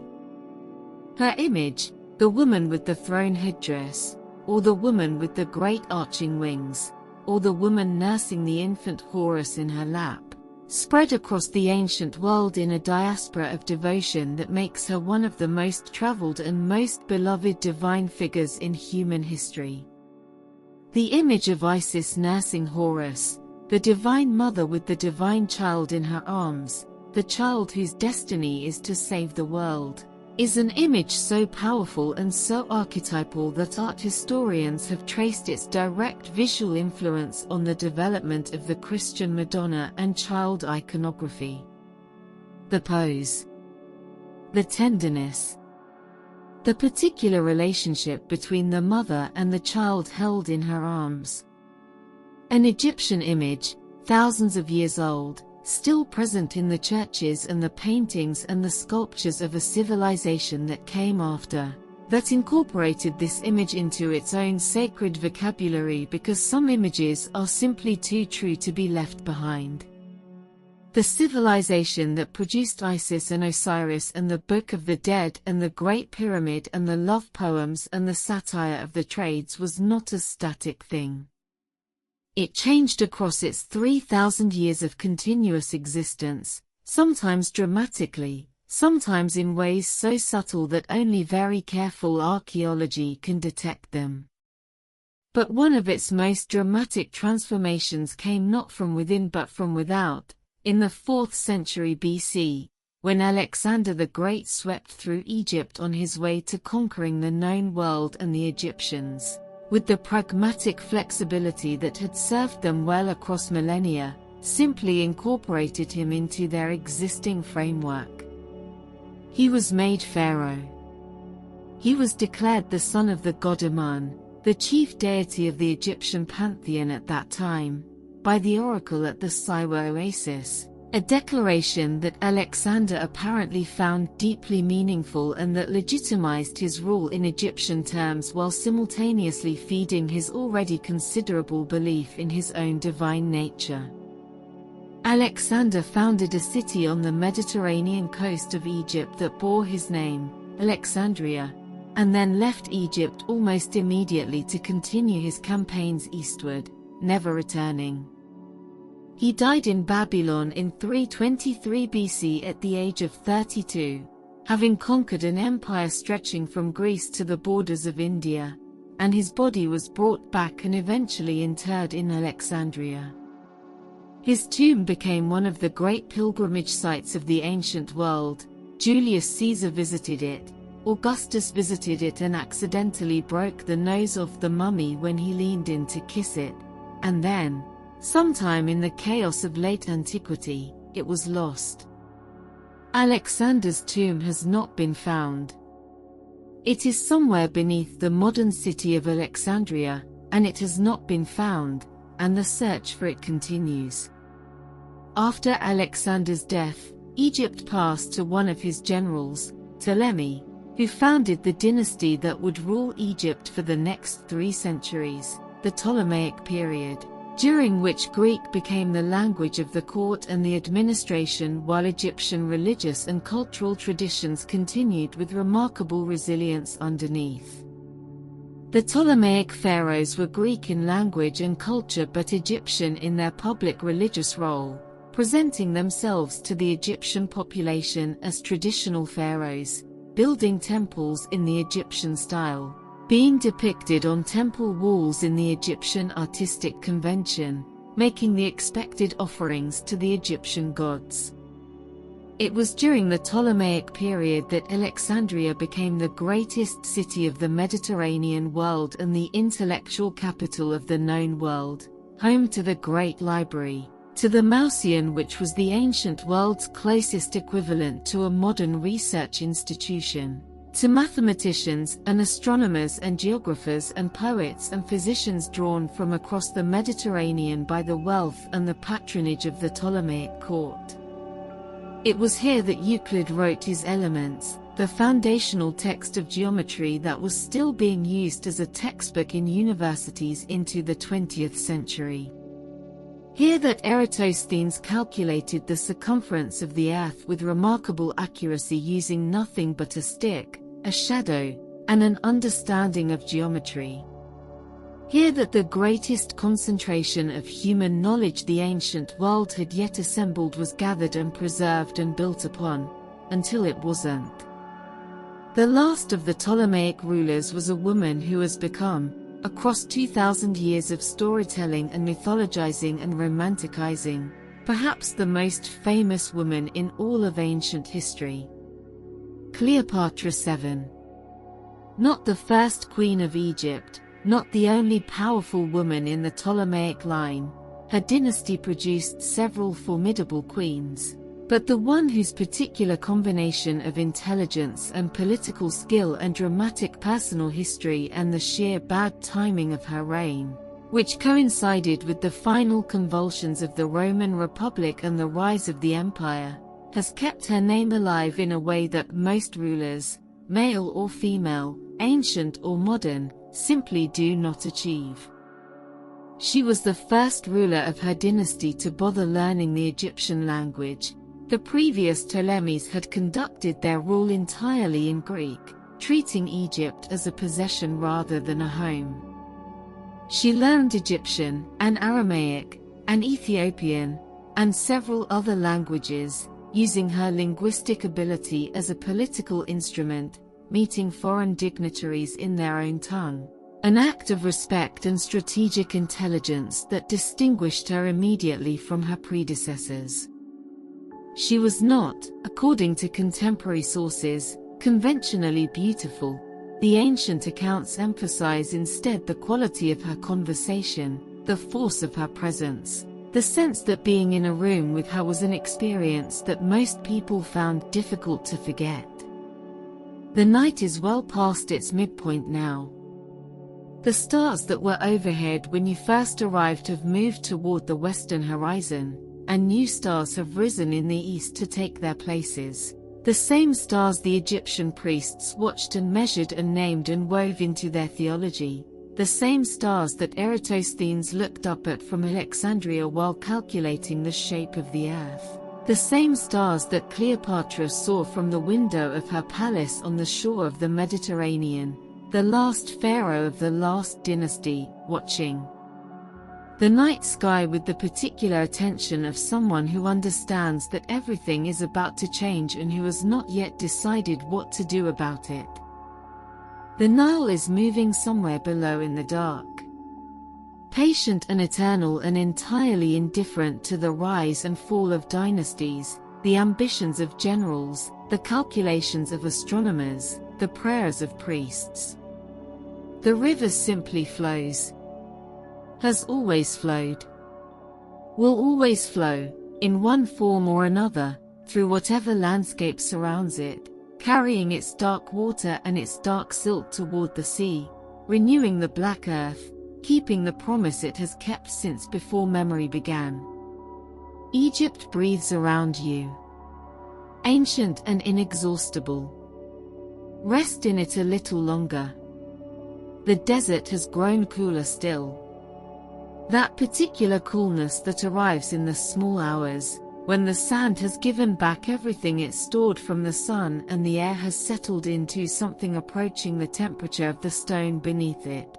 Cool enough to feel on the skin, cool enough to make the warmth of a blanket feel like something you might want, cool enough to remind you that the desert, for all its association with heat and burning, is also a place of cold, of extremes, of the full range of temperature compressed into a single day. The same landscape that was impossible to stand in at noon, now gentle and almost welcoming in the dark. The ancient Egyptians were intimate with this range.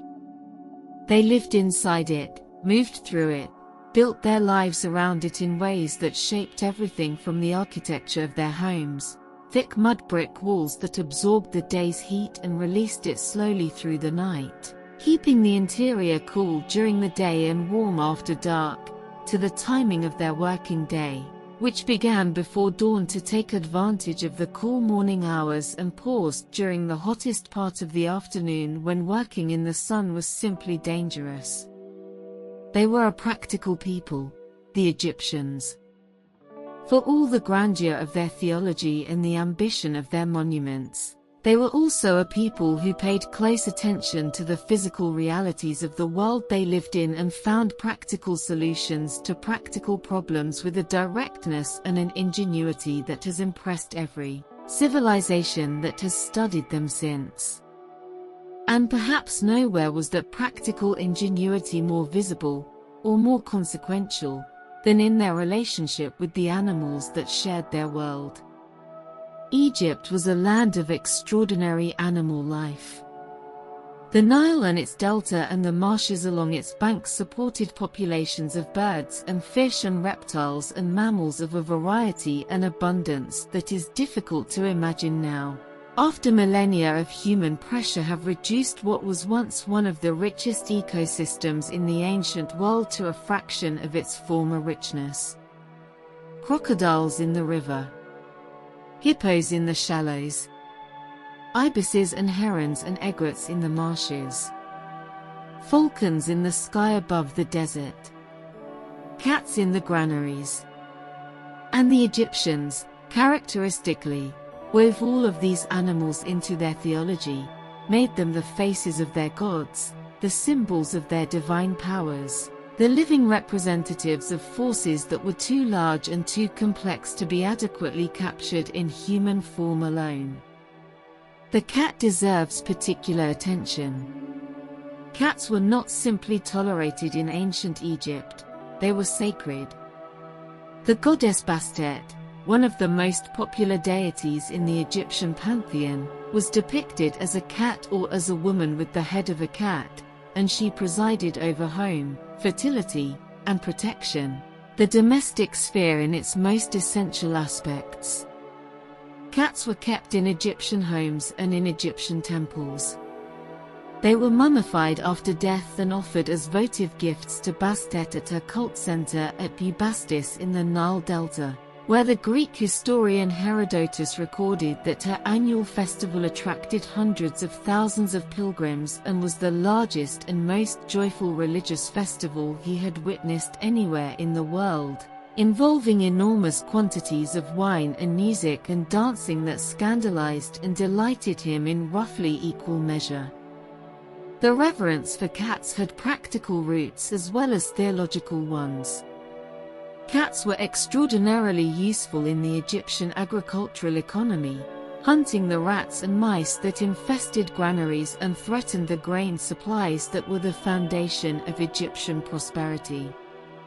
A cat in a granary was not merely a sacred presence, it was an economic asset, a pest control system of remarkable efficiency that protected the food supply of the civilization with no human effort required beyond feeding it and treating it with the respect its divine associations demanded.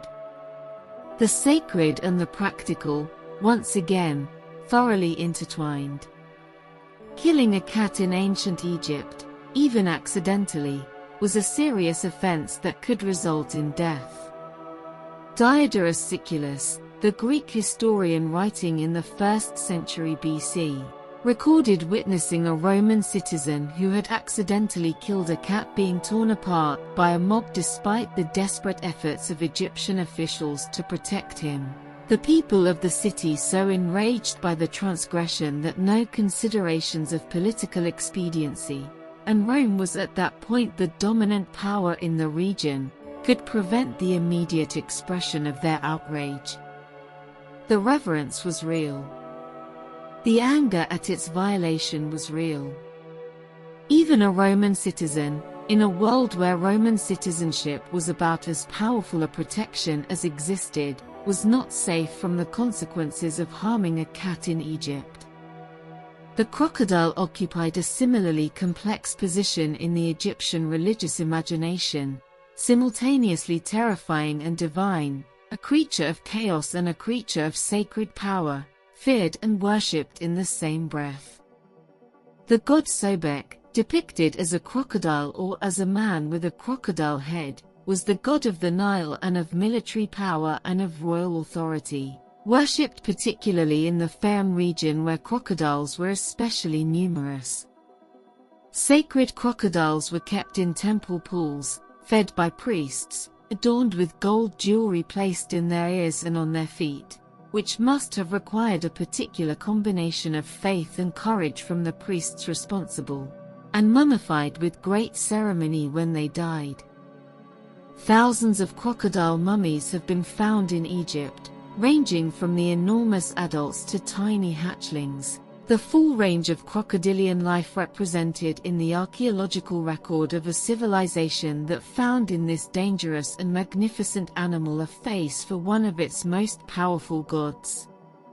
The ibis, the long-legged, long-beaked wading bird that frequented the Nile marshes in enormous numbers, was the sacred animal of Thoth, the god of wisdom and writing, and the moon, the divine scribe who recorded the outcome of the weighing of the heart in the judgment hall and who was credited with the invention of hieroglyphs.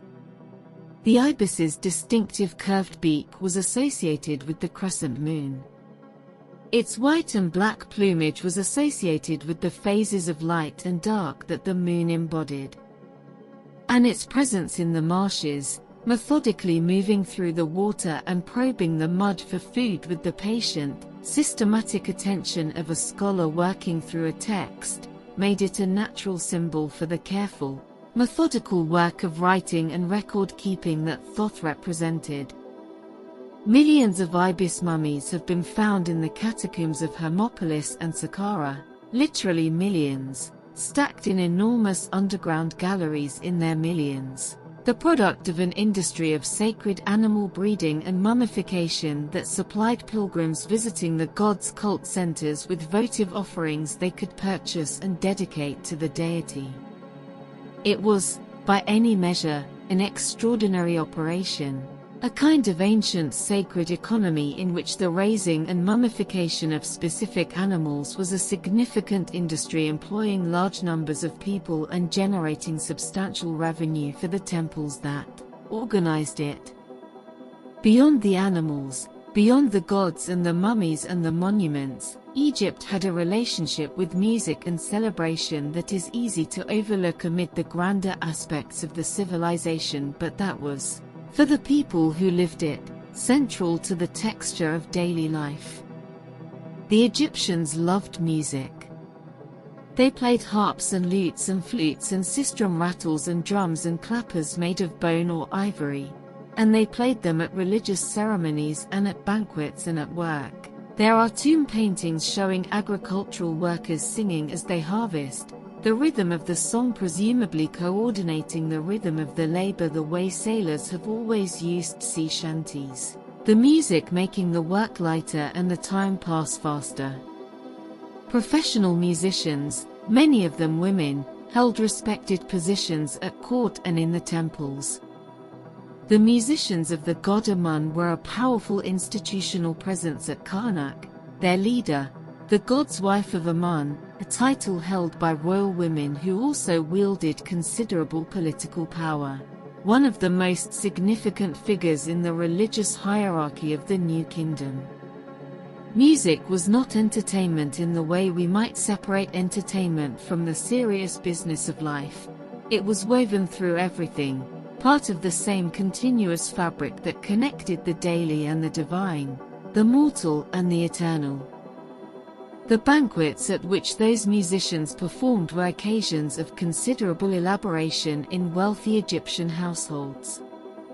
Guests arrived and were greeted with garlands of flowers, blue lotus flowers particularly, their narcotic properties well known to the Egyptians and their association with rebirth and the afterlife giving them a significance that went beyond their beauty or their scent. Food was served in abundance, roasted meats and stewed vegetables and freshly baked bread and figs and grapes and pomegranates and the date wine and grape wine and barley beer that were Egypt's primary alcoholic beverages. Servants moved through the gathering with wine jars, ensuring that cups were never empty, and the atmosphere, if the tomb paintings that document these occasions can be trusted, was one of genuine pleasure and conviviality. People enjoying each other's company, enjoying the food and the music and the conversation, present in the moment in a way that the nearness of death, so central to Egyptian consciousness, perhaps made easier rather than harder.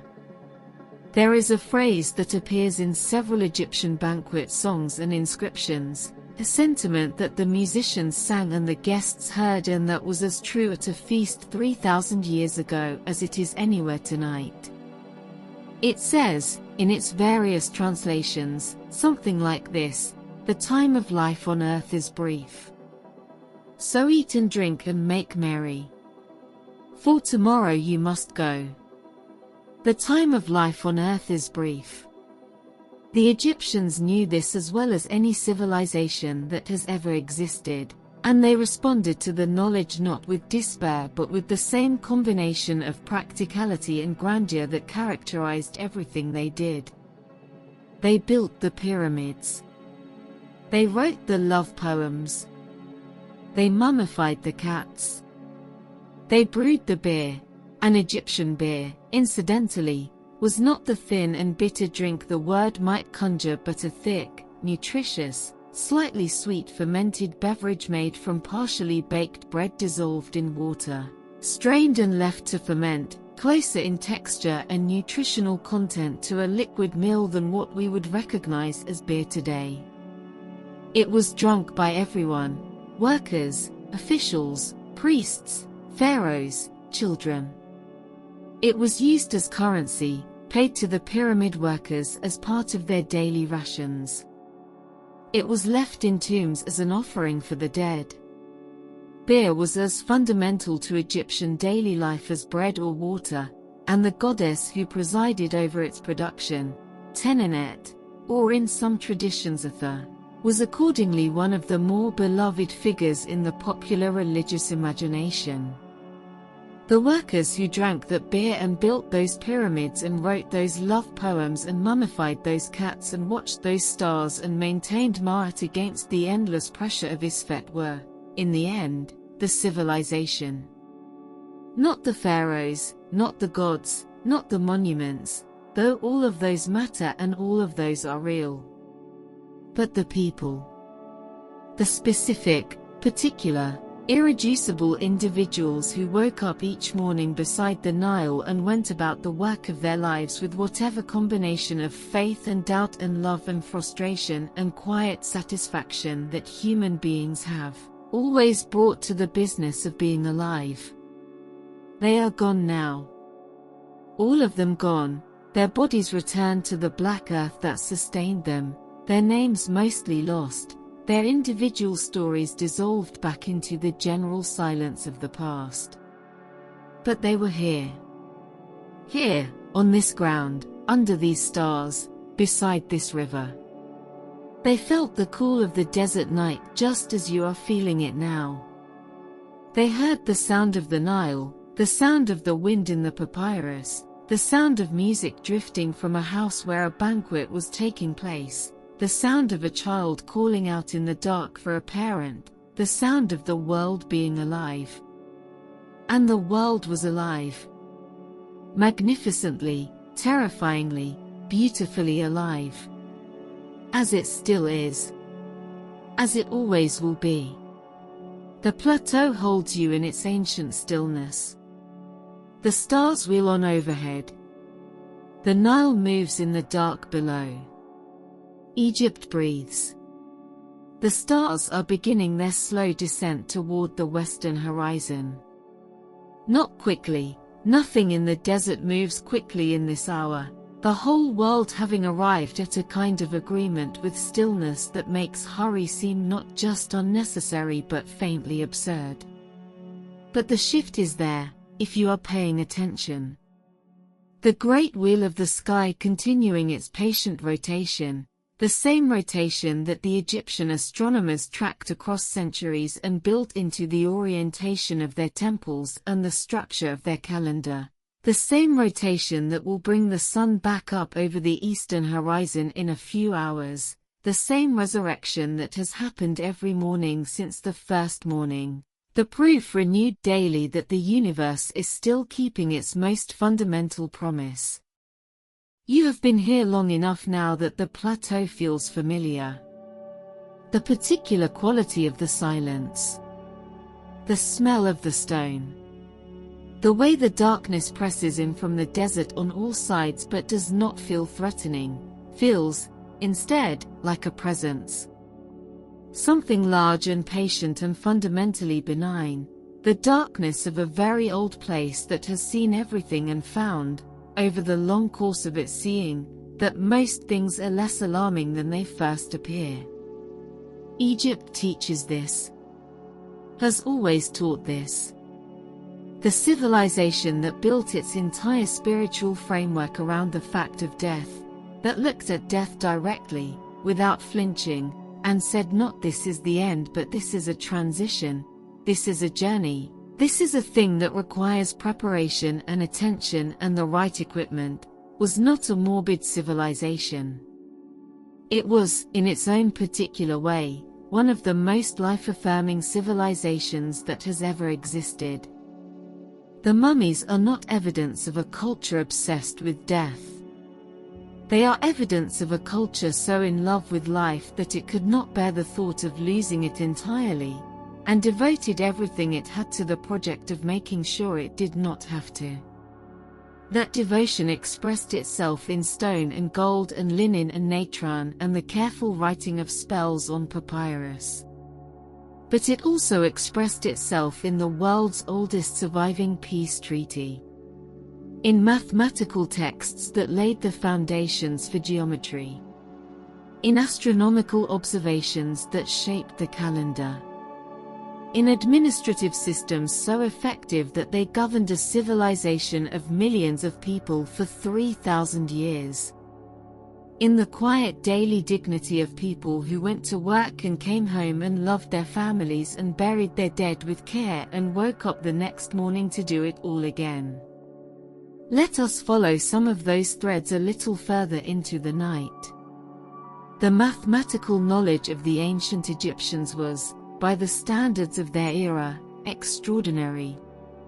The Rhind mathematical papyrus, purchased by a Scottish antiquarian named Alexander Henry Rhind in Luxor in 1858 and now housed in the British Museum, dates to around 1550 BC and is one of the most important mathematical documents from the ancient world. It contains 84 mathematical problems and their solutions, covering arithmetic, fractions, geometry, and what we would now call algebra. The Egyptians could calculate the area of a circle using a method that gives a value for pi accurate to within less than 1% of the correct value. They could calculate the volume of a truncated pyramid, a frustum, using a formula that is mathematically correct and that was not rediscovered in the Western mathematical tradition until thousands of years later. They could solve linear equations. They could work with fractions of considerable complexity, using a system of unit fractions, fractions with a numerator of 1, to represent any fractional quantity. A system that was cumbersome by modern standards but entirely functional for the practical purposes of tax assessment and grain distribution and the calculation of building materials that it was designed to serve. The practical applications of Egyptian mathematics were everywhere visible in the civilization's physical remains. The precision of the pyramid's base, those 5 centimeters of margin across 230 meters, required not just skilled labor but skilled calculation, The ability to lay out a perfect square of enormous size on irregular terrain using nothing more sophisticated than ropes and wooden pegs and a thorough understanding of geometry. The builders used a unit of measurement called the royal cubit, approximately 52.5 centimeters, the length from the elbow to the tip of the middle finger of a man of average height, standardized into wooden and stone measuring rods distributed across the building site to ensure consistency. And they used it with a precision that modern surveyors using electronic instruments have found genuinely difficult to improve upon. The royal cubit was divided into 7 palms of 4 fingers each, giving a base unit of 28 fingers per cubit, and the relationships between these units were used to calculate the proportions of buildings, the angles of pyramid faces, the dimensions of columns and doorways, and the precise spacing of the pillars in a hypostyle hall. Egyptian architecture was not intuitive or approximate. It was calculated. It was the product of a mathematical tradition sophisticated enough to solve the practical problems that a civilization building at this scale routinely encountered, and simple enough to be applied consistently across building sites spread across hundreds of kilometers of the Nile Valley. The same precision that the Egyptians brought to mathematics and architecture they brought also to administration, to the management of the enormous state apparatus that a civilization of this scale required. Egypt was, in many respects, the world's first bureaucratic state. The records it kept were extraordinarily detailed. The Egyptians recorded grain deliveries and tax assessments and labor rosters and land surveys and legal proceedings and census data and the movements of livestock and the contents of storerooms with a thoroughness and a consistency that allowed the pharaonic state to function as a coherent entity across an area of hundreds of thousands of square kilometers, coordinating the labor of millions of people toward collective goals. The building of the pyramids, the maintenance of the irrigation systems, the organization of military campaigns, the administration of justice, that would have been impossible without the administrative infrastructure to support them. The vizier, the pharaoh's chief minister, the head of the administrative apparatus, was one of the most powerful officials in Egypt, responsible for overseeing the courts, the treasury, the granaries, public works, and the general administration of the state. The instructions given to a new vizier upon taking office, preserved in the tomb of a New Kingdom vizier named Rekhmire, read with a seriousness and a moral weight that is immediately recognizable. Be fair to all people, the text instructs. Do not act differently towards someone you know versus someone you do not know. Do not be angry without cause. When you sit in judgment, do not make a decision before you have heard both sides. These are not the instructions of a purely transactional bureaucracy. They are the instructions of a state that understood, at its best, that administration was a moral act, that the power to make decisions affecting the lives of ordinary people carried with it an obligation to exercise that power justly. That sense of moral obligation, the understanding that power comes with responsibilities rather than simply with privileges, was expressed most dramatically in the concept of the weighing of the heart that we visited earlier in the night. But it was also expressed in a more everyday way through the Egyptian legal system, which was, by ancient world standards, remarkably accessible. Any Egyptian citizen could bring a case before the local court, the Kenbet, and expect to have it heard. The proceedings were recorded by a scribe. Both parties presented their cases. Witnesses were heard. The court deliberated and gave its judgment in writing. The judgment could be appealed to a higher court, and ultimately to the vizier, and in theory to the pharaoh himself. though in practice most cases were resolved at the local level by people who knew the parties and the local context and could apply common sense alongside the formal requirements of the law. Women appeared in Egyptian courts with the same legal standing as men, bringing cases, giving testimony, serving as witnesses, receiving judgments in their favor when the evidence warranted it.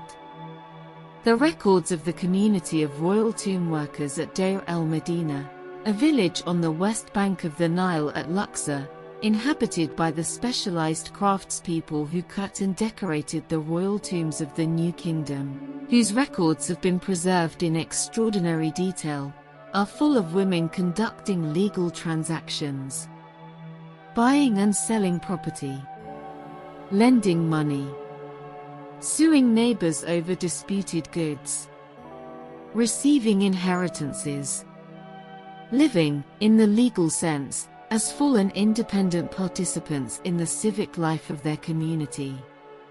Deir el-Medina is one of the most remarkable archaeological sites in all of Egypt, and one of the most humanizing.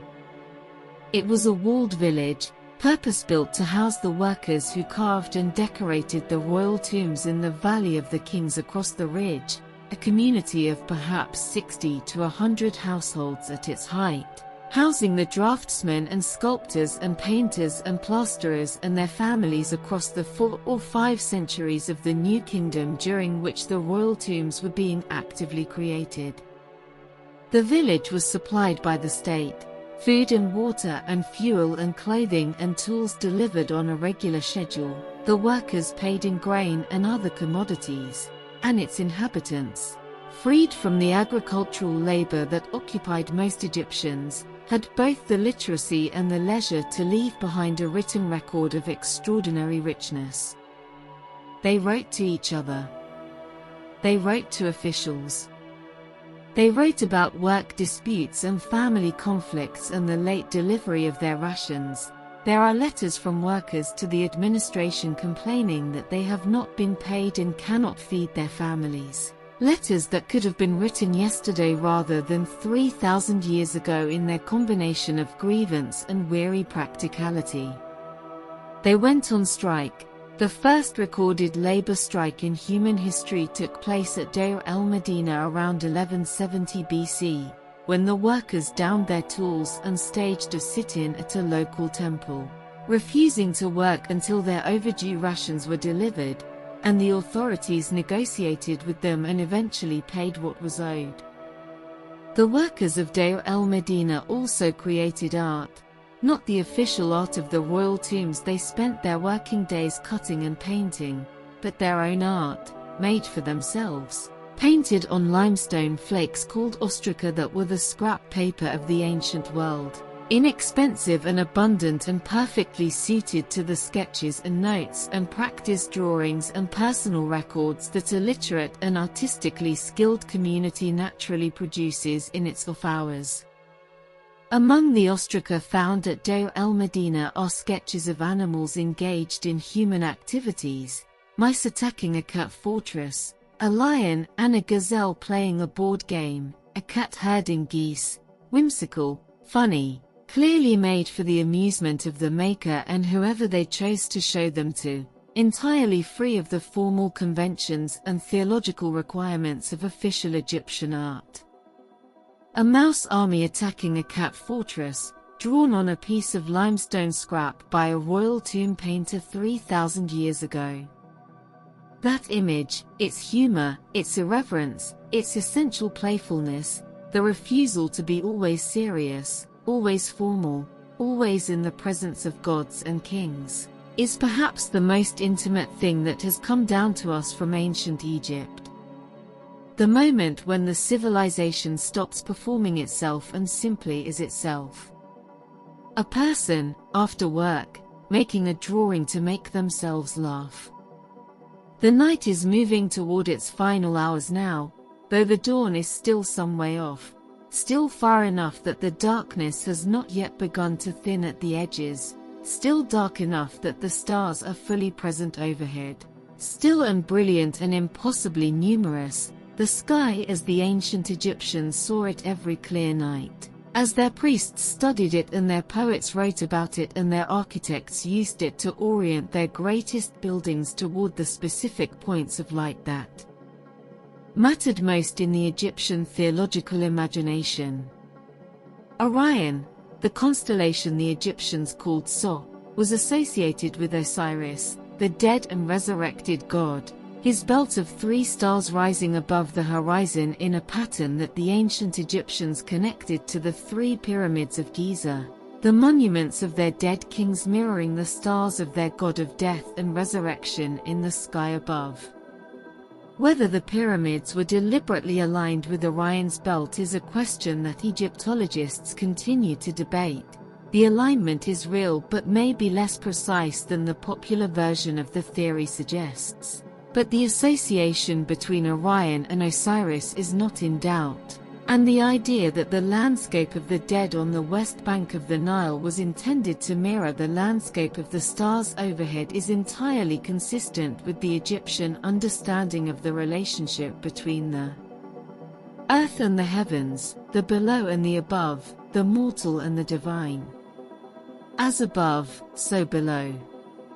The principle is ancient, far older than the phrase used to express it, and nowhere was it more thoroughly built into the fabric of a civilization than in Egypt, where the earth was laid out to mirror the sky, where the temples were oriented to receive the light of specific stars on specific days of the year, where the dead were buried on the west because the sun set in the west, where the flooding of the Nile was understood as a reflection of cosmic processes happening simultaneously in the divine realm above.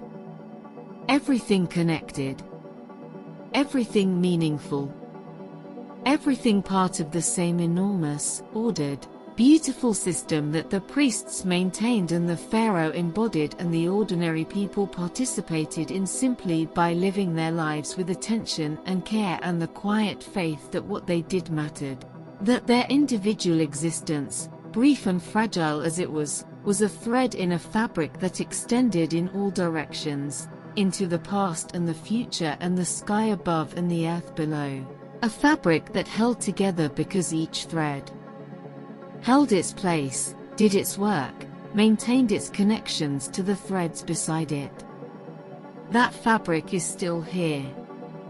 You can feel it, on this plateau, in this hour, with the pyramids around you and the stars overhead and the Nile moving somewhere below in the dark. Still here. Still holding. As it has always held. Rest in it. The darkness has reached its deepest point. Not the darkness of early night, when the last of the day's light is still bleeding out of the western sky and the stars are only beginning to assert themselves against the fading blue. Not the darkness of late night, when the first imperceptible suggestions of dawn are already beginning their slow work on the eastern horizon. But the darkness of the absolute middle, the still point, the hinge of the night, the moment when the balance between what has been and what is coming is perfectly, briefly, exactly even. The ancient Egyptians would have known this moment, would have marked it, would have understood it as a specific hour in Ra's journey through the underworld, one of the 12 hours of the night, each one a distinct region with its own name and its own character and its own hazards and its own guardians. The hour of deepest darkness was not the most dangerous hour of the journey, that was reserved for the confrontation with Apophis, the chaos serpent, which happened somewhat earlier in the night's geography. The deepest hour was something else. Something quieter. The moment of maximum distance from the light, when the possibility of the dawn was at its most abstract, its most theoretical, requiring the most faith to believe in. And yet the Egyptians believed in it. Built their entire civilization on the belief that the dawn would come. That the journey through the darkness had a destination. That the chaos serpent would be defeated, as it had been defeated every night before, and that the sun would rise, as it had risen every morning before, and that life would continue, as it had always continued, the great cycle turning on and on and on in its patient, beautiful, terrifying way. That faith, not naive, not uninformed, but earned through the long experience of a civilization that had seen everything and kept going, is perhaps the deepest thing Egypt has to offer anyone willing to sit with it long enough in the dark. Sit with it a little longer. There is more of the night ahead, and more of Egypt's story to tell.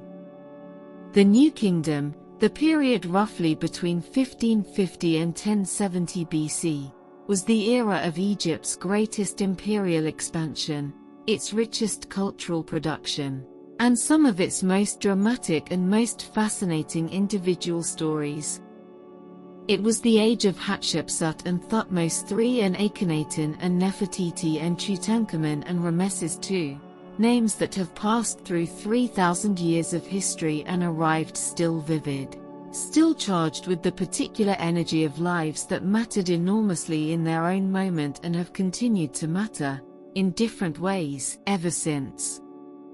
Of all these figures, perhaps the most genuinely revolutionary, and the most puzzling, was Akhenaten.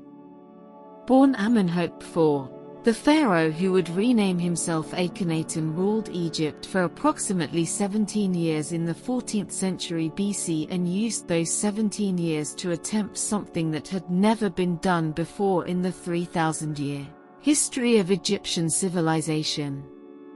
He tried to change the religion. Not to add a new god to the existing pantheon, that was routine in Egypt, new deities absorbed and incorporated with the pragmatic flexibility that characterized Egyptian religious thought. Not to elevate one god above the others, that too had precedent. But to declare that there was only one God. One divine power behind all of existence.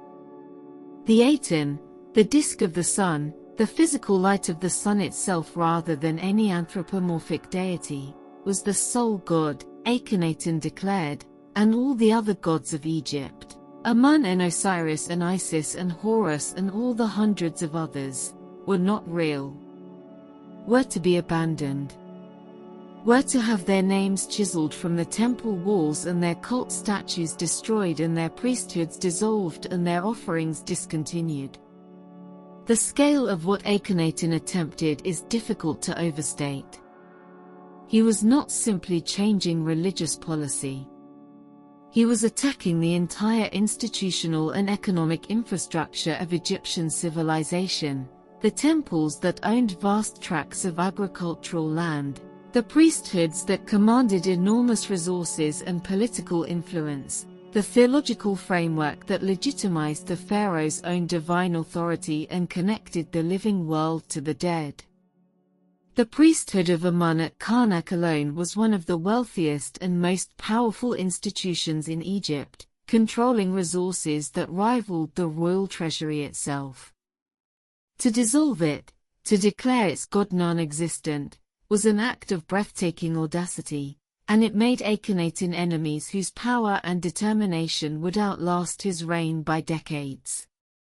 He built a new capital city, Akhenaten, on a virgin site in Middle Egypt now known as Amarna, rising it from bare desert with extraordinary speed, the buildings constructed quickly and somewhat shoddily, as if Akhenaten understood that time was limited and preferred speed to permanence. He moved the court there.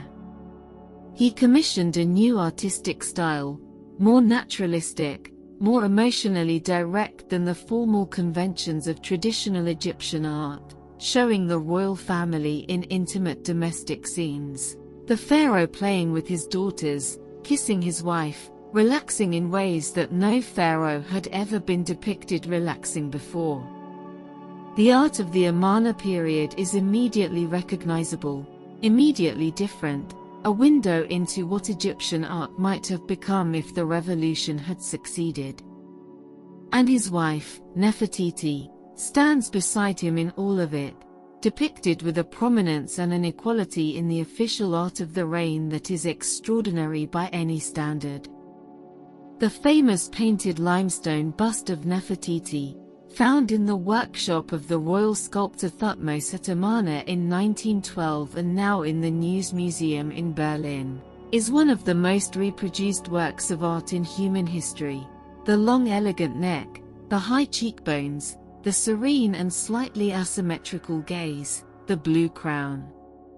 It was found in a sculptor's workshop, not a tomb, which means it was a working model used for reference rather than a piece made for display.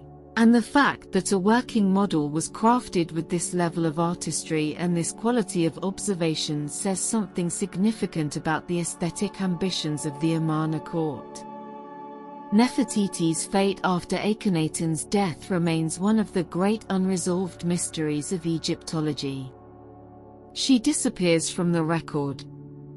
Whether she died, whether she ruled briefly under another name, whether she became the pharaoh Smenkhkare whose identity is still debated, no one knows. She was there, vivid and powerful and present, in every image of the Amarna period.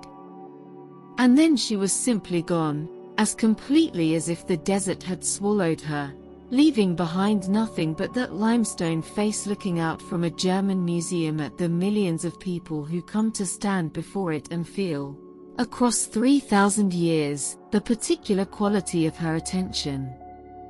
After Akhenaten's death, the revolution was dismantled with a thoroughness that mirrored the thoroughness with which he had imposed it. The old gods were restored. The temples were reopened. Akhenaten was abandoned and eventually demolished, its stones reused in other building projects, its very existence buried under desert sand for 3,000 years until archaeologists began uncovering it in the 19th century. Akhenaten's name was chiseled from the monuments.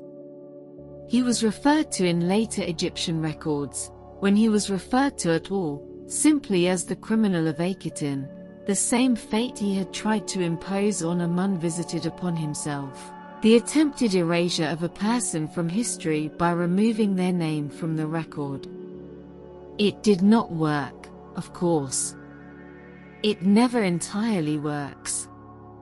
The desert preserved what the chisels tried to destroy, and Akhenaten emerged from the sand 3,000 years later as one of the most discussed and debated figures in all of ancient history. The heretic pharaoh, the revolutionary, the first monotheist, the failed utopian, the man who tried to change everything and whose attempt, though it failed in its own time, planted questions that have never stopped being asked. The pharaoh who more than any other embodied Egyptian imperial power in its fullest, most confident, most extravagant expression came a generation after the chaos of the Amarna period. After the brief reign of Tutankhamun and the efforts of the generals An-Horam to restore order and orthodoxy. His name was Ramesses II, and he ruled Egypt for 66 years, from approximately 1279 to 1213 BC, outliving most of his children and grandchildren and dying, by the best estimates, at the age of around 90, an extraordinary lifespan for any era, but particularly for the ancient world. Ramesses built more, claimed more, and was depicted more than any other pharaoh in Egyptian history. His image is everywhere in Egypt, on temple walls from the Delta to Nubia, in colossal statues that once stood before every major temple in the country, in the great seated figures at Abu Simbel, 4 of them, each 20 meters tall, carved directly from the living rock of a sandstone cliff face in a feat of precision stone cutting that remains astonishing 32 centuries later. He fought the Hittites at the Battle of Kadesh, one of the earliest battles in history for which a detailed record survives on both sides, and the result was a bloody stalemate that Ramesses then described, on temple walls across Egypt, as a magnificent personal victory. His own heroism in the battle celebrated in texts of such extravagant self-praise that modern historians have coined a term for the rhetorical style, Ramesside bombast. The Battle of Kadesh also produced something more historically significant than either Egyptian or Hittite bombast. In its aftermath, Ramesses II and the Hittite king Hattusili III negotiated a peace agreement, the earliest surviving peace treaty in recorded history. The terms were inscribed on silver tablets and on the walls of Egyptian temples and on clay tablets in the Hittite archives at their capital Hattusa. Both sides agreed to cease hostilities, to return each other's fugitives, to support each other against common enemies, to exchange ambassadors. The treaty worked. The peace between Egypt and the Hittites held for the remaining decades of Ramesses's reign and beyond. A copy of this treaty hangs today at the United Nations headquarters in New York, acknowledged as the ancestor of every international peace agreement that has come after it, the first attempt by two great powers to resolve their conflict through negotiation rather than continued war. Ramesses outlasted the Hittite Empire itself, which collapsed in the general upheaval of the Late Bronze Age around 1200 BC, along with most of the other great civilizations of the ancient Near East, the Mycenaean Greeks, the Ugarit trading empire, the Kassite Babylonians, in a cascading series of collapses that destroyed or severely damaged almost every complex society in the Eastern Mediterranean within the space of a few decades. The causes of this Bronze Age collapse, as historians call it, are still debated: climate change, drought, migrations of the sea peoples, internal rebellions, disruption of trade networks, or most likely some combination of all of these, but its scale and its speed were extraordinary. Civilizations that had existed for centuries simply ceased to function, their cities burned or abandoned, their writing systems forgotten, their administrative structures dissolved. Egypt survived. Damaged, diminished, never quite the same again, but alive. Still the Egypt of the pharaohs, still maintaining the rituals and the temples and the essential structure of the civilization, battered by the same pressures that destroyed its neighbors, but resilient enough, deep enough, rooted enough in the black earth of the Nile Valley, to endure what they could not. The survival of Egypt through the Bronze Age collapse was not the last time the civilization demonstrated this quality of resilience. It would be invaded and occupied by Libyans and Nubians and Assyrians and Persians before Alexander arrived in 332 BC, and each time, with varying degrees of success, the essential Egyptian character of the civilization reasserted itself, absorbed the newcomers, converted them to its own ways of seeing the world, made them Egyptian in everything that mattered, even when they retained their own languages and their own personal customs. The Nubian pharaohs of the 25th dynasty, who ruled Egypt from approximately 747 to 656 BC and who were, by the standards of other contemporary powers, deeply conservative and deeply respectful of Egyptian tradition, actually revived the practice of building pyramids, which had largely ceased as a royal burial form for nearly 1,000 years. They built pyramids in Sudan that still stand today, steeper and smaller than the great Giza monuments but recognizably descended from them, a civilization that had conquered Egypt, choosing to honor its conquered territory's oldest and most distinctive architectural tradition. The Pyramids of Sudan. The Peace Treaty at the United Nations. The Bust of Nefertiti in Berlin. The Ostraka sketches of mice attacking a cat fortress. The love poems on their fragments of papyrus. The Nilometers still standing at the river's edge. The word paper, carrying inside it the ghost of the reed that grew in the delta marshes. The calendar that the priests built from the stars, still structuring the year in ways that flow forward into every calendar that came after. Egypt is everywhere, once you know how to look for it. Not behind you, not sealed in museums and archaeological sites, but present, woven into the fabric of the world you live in, the language you speak, the way you measure time, the images that haunt the deepest levels of the cultural imagination. The divine mother and child. The scales of justice. The eye that sees everything. The journey through darkness toward the light. All of it Egypt. All of it still here. The plateau holds you in the deep dark, patient and enormous and full of what it knows. The stars are beginning, just barely, just at the very edge of perception, to shift toward morning. Rest in the last of the dark. There is one more thing the night has to tell you. The darkness is still complete, but something has changed. Not in the sky, the stars are still fully present, still brilliant, still moving in their slow arc toward the western horizon with the patient unhurriedness that has characterized everything about this night. Not in the desert, the sand is still cool now, the stones still holding its accumulated silence, the pyramids still standing in the dark with the particular authority of things that have no need to announce themselves. The change is subtler than any of those things. It is a change in the quality of the waiting.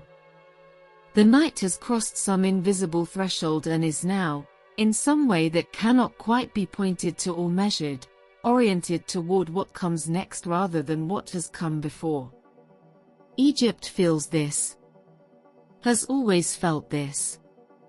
The Egyptians were extraordinarily attuned to thresholds, to the moments of transition between one state and another, between day and night, between life and death, between the mortal world and the divine one. They marked those thresholds with ritual, with architecture, with the particular attention of a people who understood that the moments of change were also the moments of greatest significance, greatest danger, greatest possibility. The pylons of the great temples, those massive trapezoidal gateways that marked the entrance to the sacred precinct, narrowing the sky above the worshipper as they passed through from the profane world into the divine one, were threshold architecture. The boundary between what you were before you entered and what you became inside.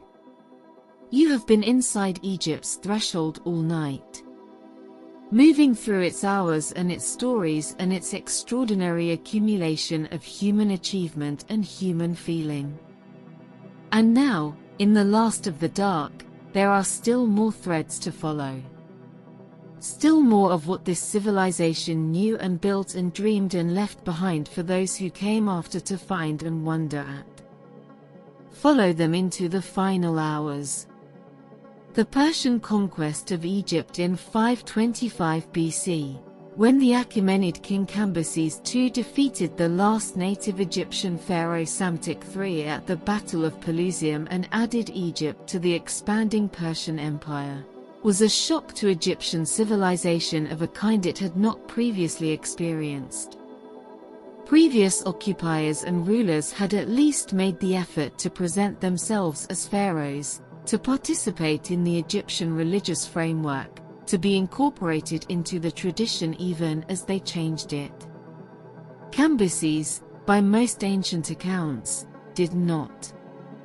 He was said to have stabbed the sacred Apis bull, the living embodiment of the god Ptah kept at Memphis, in an act of contemptuous sacrilege that outraged the Egyptian population and earned him, in the Egyptian historical memory, a reputation for madness and cruelty that subsequent Persian rulers worked hard to counteract.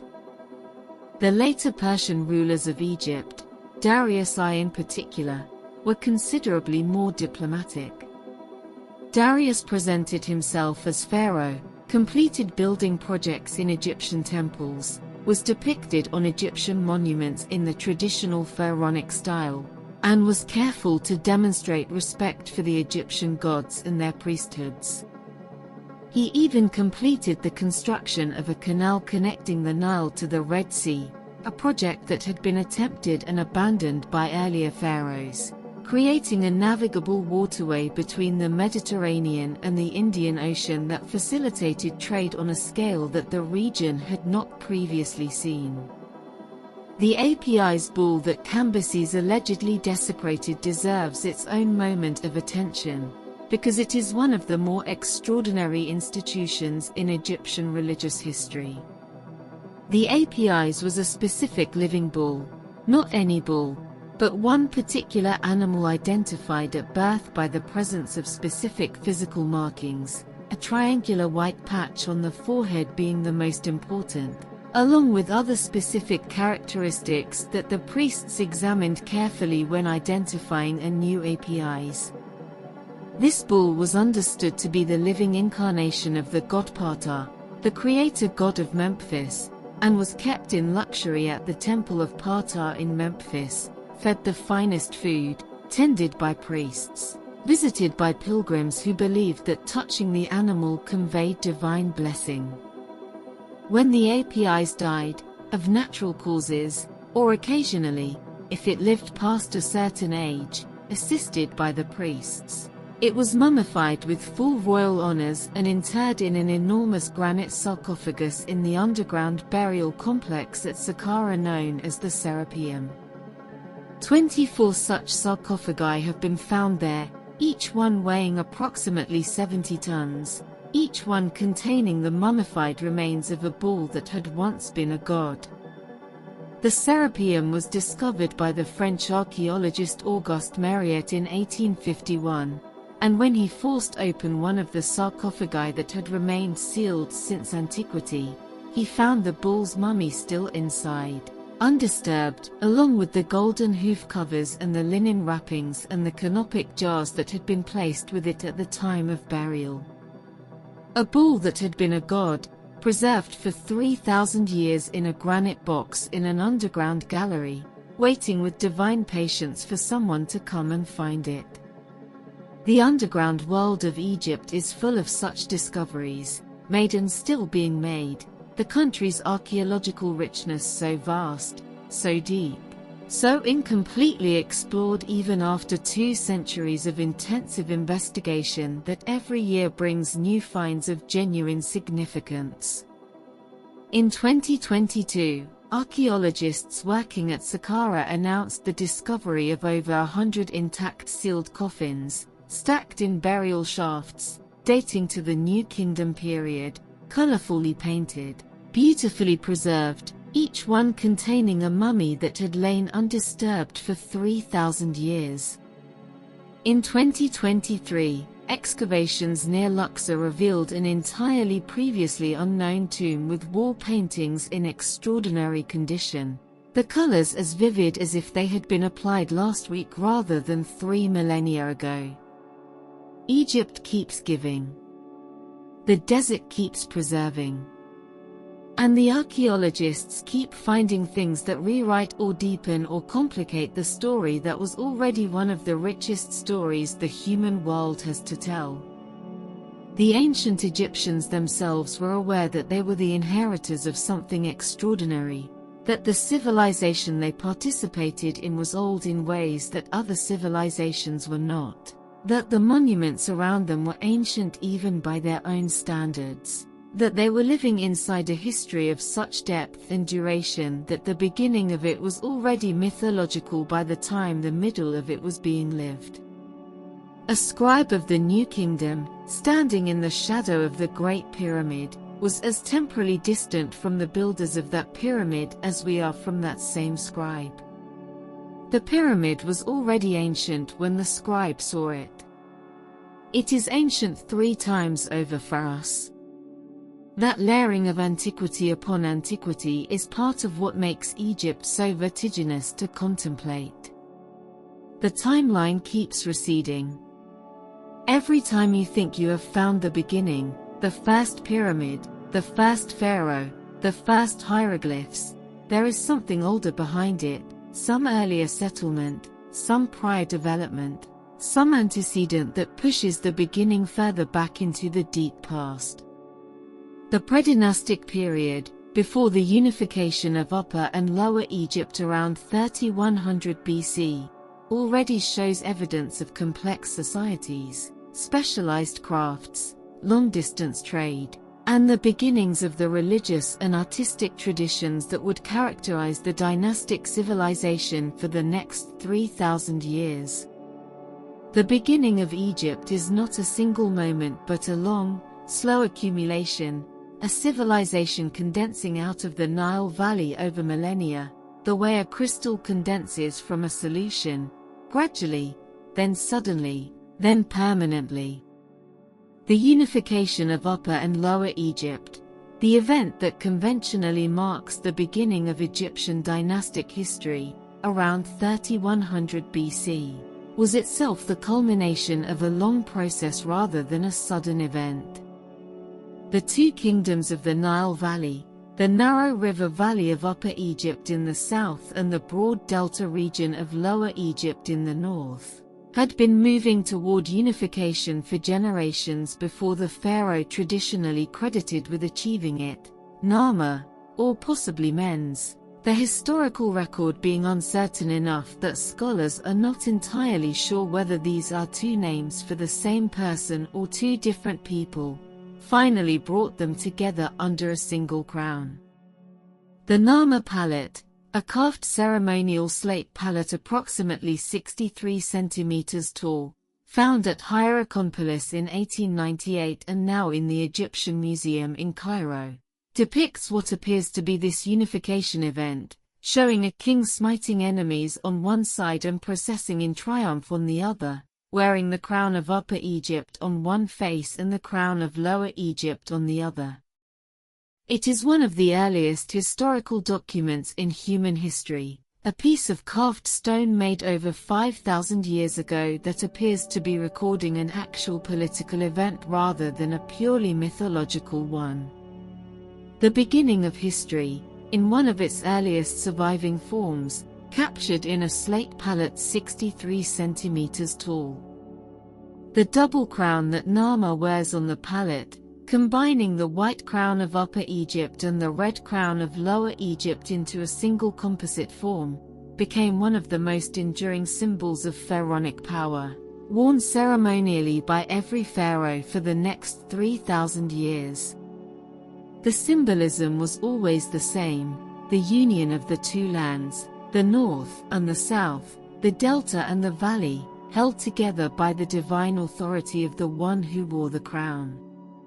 Every pharaoh from Narmer to Cleopatra was, at least symbolically, performing the same act of unification that the first pharaoh had performed at the beginning of Egyptian history.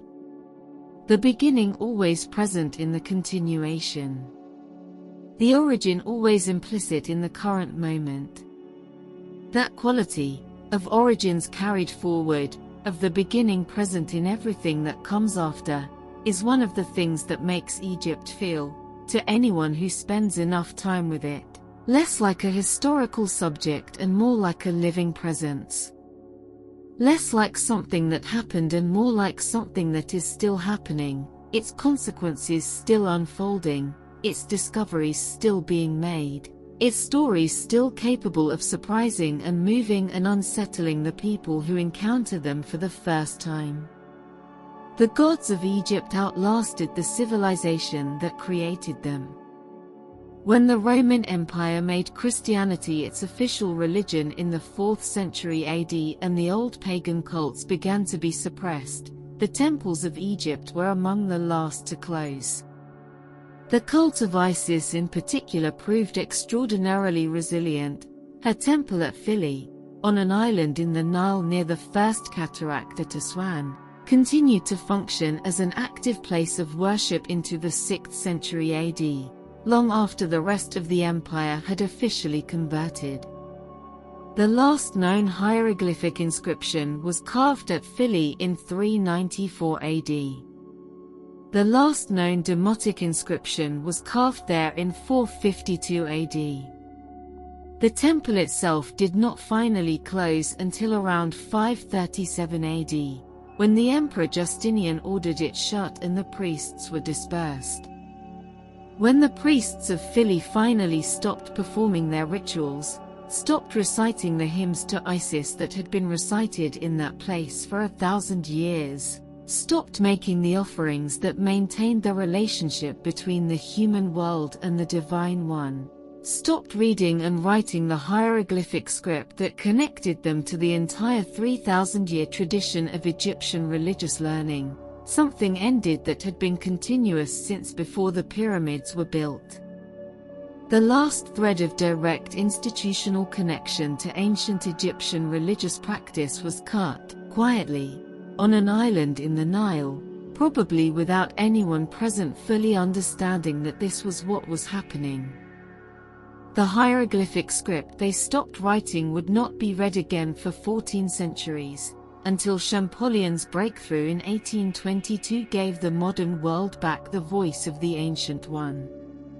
In those 14 centuries of silence, Egypt became a mystery, a landscape of incomprehensible monuments and unreadable inscriptions, visited by travelers who could see the physical evidence of extraordinary achievement but could not access the meaning behind it, could not hear the civilization speak. Medieval Arab scholars wrote about Egypt with a mixture of wonder and bewilderment. European travelers of the Renaissance and Baroque periods stood before the temples and the pyramids and made their best guesses about what they meant, producing interpretations that were sometimes imaginative and sometimes wild and occasionally accidentally correct. The obelisks were the most traveled of Egypt's physical legacies. The Romans had moved a significant number of them from Egypt to Rome beginning in the 1st century BC. Augustus brought 2 from Heliopolis to serve as the gnomons of a great sundial he built on the Campus Martius, and as decoration for the Circus Maximus. Subsequent emperors followed his example, and by the 4th century AD there were more obelisks in Rome than in any Egyptian city. Several of them are still there. The largest ancient obelisk in the world stands outside the Basilica of St. John Lateran in Rome, where it has stood since the 4th century AD, brought from Karnak where Thutmose III had originally erected it. An Egyptian monument, carved in honor of an Egyptian pharaoh, standing in the center of a Christian city, having outlasted the civilization that made it and the empire that moved it and the religion that originally inspired it. The obelisk outside St. John Lateran is 32 meters tall. It weighs approximately 455 tons. It was quarried from the red granite of Aswan, in the far south of Egypt, and transported down the Nile on a specially built barge to the Mediterranean coast, then sailed across the sea to Rome, then erected on the Circus Maximus, then fallen and buried under the debris of centuries, then rediscovered and re-erected by Pope Sixtus V in 1588, where it has stood ever since. A journey of nearly 4,000 kilometers and more than 3,000 years, from an Aswan quarry to a Roman piazza, carrying inside its red granite the intention of a pharaoh who wanted to honor his god and leave something permanent behind. He succeeded. Beyond anything he could have imagined, he succeeded. Egypt's physical presence in the modern world extends far beyond the obelisks. The pyramidal form, that most fundamental of Egyptian geometric statements, appears in the architecture of the modern world with a frequency that reflects the depth of Egypt's hold on the human imagination. The glass pyramid at the entrance to the Louvre in Paris, completed in 1989. The pyramid-shaped casino hotels of Las Vegas. The pyramid on the back of the American $1 bill, topped with the all-seeing eye, a symbol drawn from the Masonic tradition but ultimately traceable to the Eye of Horus, the Egyptian protective deity whose eye was the most powerful protective symbol in the ancient Egyptian magical tradition, whose image the priests painted on coffins and the workers wore around their necks, and Champollion must have recognized, with a shock of recognition that crosses 3,000 years without losing any of its force, when he finally broke the code and read the hieroglyphs and understood what the Egyptians had been saying all along. The Eye of Horus. The scales of justice, derived from the weighing of the heart in the Egyptian judgment hall, passed through Greek and Roman symbolism into the legal traditions of the Western world, where the blindfolded figure holding the scales still stands outside courthouses in cities that did not exist when the Egyptians first placed the feather of Ma'at on one side of the balance. The calendar that Julius Caesar reformed but which the Egyptian priests had developed and maintained for millennia before him. The medical tradition that Imhotep began and Galen extended, and that flows forward in an unbroken current into the hospitals and the clinics and the medical schools of the modern world. Egypt is not behind us. It is underneath us, the way the Nile is underneath the desert, present everywhere, sustaining everything, invisible most of the time but available to anyone who knows where to look and is willing to go deep enough to find it. And now, in the last of the night, the last of what Egypt has to offer in these quiet hours, the ancient Egyptians had a concept for which there is no precise equivalent in any modern language. They called it Ka, one of the several spiritual components that together constituted a complete human person. The Ka was something like the life force, the animating energy that distinguished a living person from a dead one, the divine spark that the gods breathed into a human being at the moment of creation. When a person died, the Ka was released from the body, but it did not go away. It remained associated with the body and the tomb and the offerings left there, sustained by the food and drink and prayers that the living brought to the dead, dependent on being remembered, on being named, on being fed by the attention of those who survived. This is why the Egyptians left offerings in the tombs. Why they carved the names of the dead on the walls. Why they paid scribes to write the names and the titles and the life histories of the deceased on every available surface. Because to name someone was to sustain their Ka. To remember someone was to keep them alive in the most literal sense the Egyptian theological imagination could conceive. The worst thing that could happen to the dead was not to be mourned, it was to be forgotten. To have your name erased. To pass out of the memory of the living and into the final silence of the truly gone. That understanding, that to name someone is to keep them alive, that memory is a form of sustenance, that the dead persist as long as the living remember them, is one of the most profound things ancient Egypt has bequeathed to the human imagination. It is present in every funeral eulogy that speaks a dead person's name aloud, in every gravestone inscription, in every book that preserves the words of someone no longer living, in every act of deliberate remembrance by which the living maintain their connection to the dead and refuse to let the silence have the final word. The Egyptians have been remembered.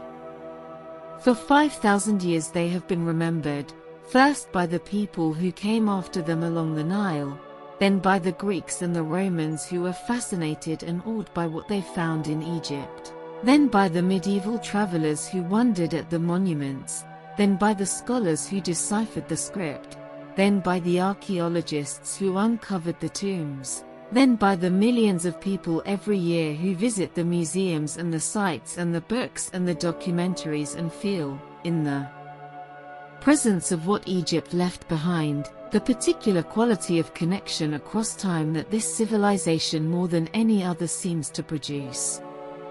Their Ka is sustained, has been sustained continuously, without interruption, for 5,000 years.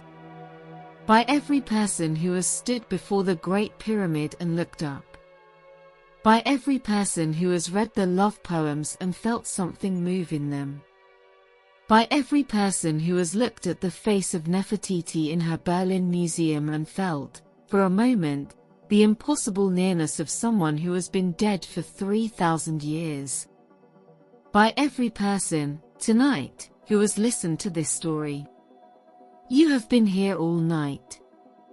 You have walked the length of the plateau in the dark and stood at the base of the oldest wonder of the ancient world and felt the cool of the desert air and looked up at the stars that the priests studied and the poets wrote about and the architects used to orient their greatest buildings. You have heard about the mummies and the love poems and the beer and the cats and the obelisks and the peace treaties and the labor strikes and the mice attacking the cat fortress. You have spent time with Hatshepsut and Akhenaten and Nefertiti and Rameses and Cleopatra and the unnamed scribe who wrote the satire of the trades and the unnamed painter who sketched the mouse army on a piece of scrap limestone, after work because it made him laugh. All of them named tonight. All of them remembered. All of their cause sustained for one more night by the simple act of attention. The willingness to sit in the dark and listen to what a civilization has to say across the enormous distance of time that separates us from it. That is what Egypt asks of us. Not awe, though awe is the natural response to the pyramids and is entirely appropriate. Not scholarly expertise, though scholarship is how the deeper layers are accessed and is invaluable. Just attention. The willingness to look at what is there and let it be as extraordinary as it actually is rather than reducing it to what we expected before we looked. Egypt rewards attention more richly than almost anything else the ancient world has to offer. Every time you look more carefully, there is more there. Every time you go deeper, the depth reveals itself to be greater than it appeared from above. The civilization is inexhaustible in the most literal sense. After 5,000 years of being studied and wondered at, it is still producing new discoveries, still yielding new texts, still surprising the people whose professional lives are devoted to understanding it. The eastern sky is changing. Not dramatically. There is no sudden flush of color, no theatrical announcement. Just a very subtle, very gradual shift in the quality of the darkness above the horizon. The deepest black softening, by the most imperceptible of degrees, towards something that is not yet blue but is no longer quite black either. A suggestion. A possibility. The first whisper of what is coming, hours before it arrives. Ra is making his way through the final hours of his journey. The Chaos Serpent has been defeated, the priests have performed their rituals, the spells have been recited, the effigies of Apophis have been burned in the temple fires, and the solar bark is moving through the last and brightest region of the underworld toward the eastern horizon where the transformation will occur, where death becomes life again, where the journey through darkness resolves into the miracle of the morning. The Egyptians had a word for this moment of transformation, Khepru, associated with the scarab beetle Khepri, who rolled his ball of dung across the desert floor the way the sun was rolled across the sky. Creation and renewal embedded in the humblest of acts, the divine present in the ordinary, the sacred and the mundane once again so thoroughly intertwined that no seam shows between them. The scarab amulet, the small carved beetle that was among the most common and most recognizable objects of ancient Egyptian material culture, expressed this same idea in portable form. Worn around the neck or wrapped into the mummy's bandages or used as a seal on official documents, the scarab carried the blessing of transformation, of renewal, of the sun's daily resurrection, in a small carved stone that a person could hold in their hand and carry with them through the ordinary hours of an ordinary day. The divine always available. The cosmic always accessible. Transformation always possible, even in the middle of the most mundane Tuesday afternoon. That is perhaps the most essentially Egyptian idea of all. That the divine is not somewhere else, not in a distant heaven or an inaccessible transcendence or a spiritual realm entirely separate from the physical world. But here. In the beetle rolling its ball. In the river flooding its banks. In the bread baking before dawn. In the star rising just before the sun. In the feather weighed against the heart. In the morning coming after the dark. Always in the morning coming after the dark. The sky to the east has shifted further now. There is color there, the faintest suggestion of it, the palest possible intimation of rose above the horizon, so subtle that you might doubt you are seeing it if you had not been watching for it. But it is there. Ra is close. The journey is nearly complete. The miracle is about to happen again, as it has happened every morning for as long as there has been a sun to rise and eyes to see it and minds to understand what seeing it means. Egypt has given you the night. Given you its stories and its gods and its mathematics and its poetry and its cats and its beer and its extraordinary, inexhaustible human richness.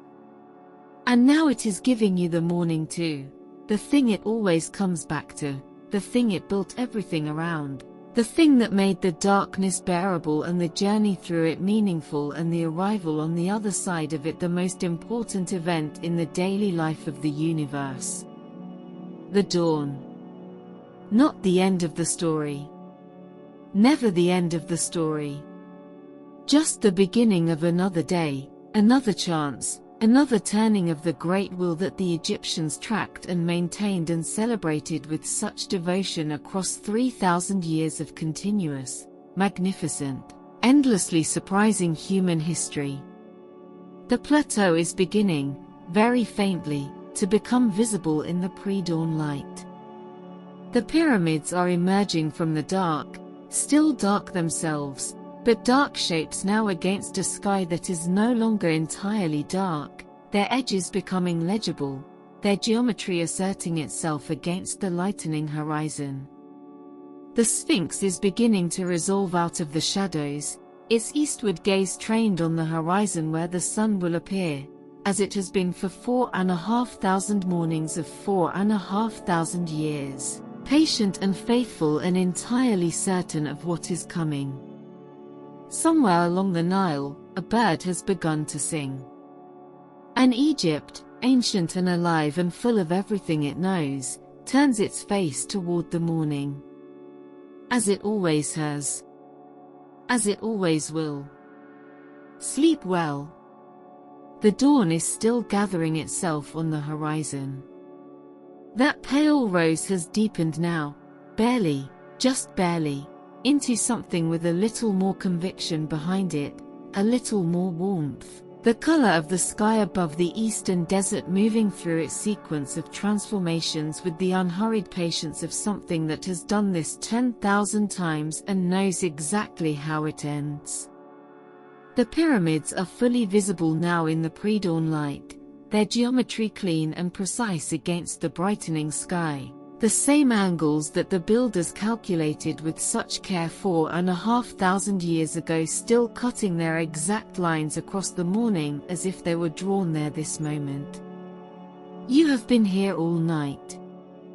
And Egypt is not finished with you yet.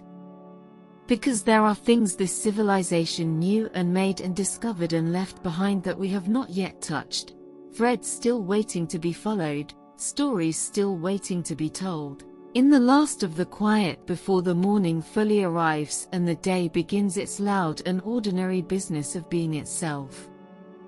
Follow them into the final hours.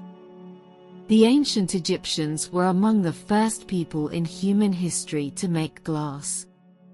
Not to discover it, glass occurs naturally in the desert as a product of lightning strikes on sand, And the Egyptians had been using naturally occurring glass for decorative purposes for centuries before they learned to make it deliberately. But the deliberate manufacture of glass, heating silica sand with natron and a colorant to produce a molten material that could be shaped and cooled into a hard transparent or translucent substance, appears in Egypt around 1500 BC, during the New Kingdom, and the glass objects produced by Egyptian craftspeople in the centuries that followed are among the most beautiful small objects the ancient world has left behind.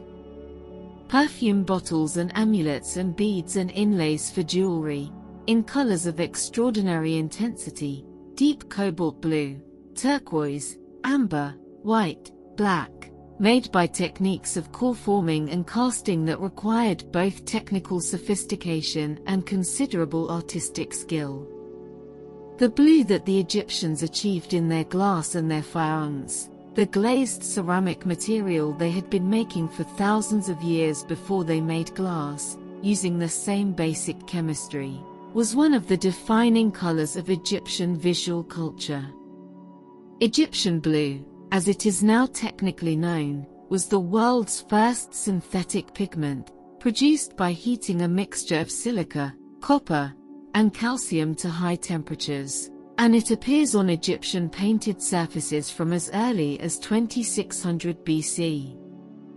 It is so chemically stable that it is still used today in conservation work and scientific research. Its particular optical properties, which include the ability to emit infrared radiation, making it useful in ways that its inventors could not have imagined.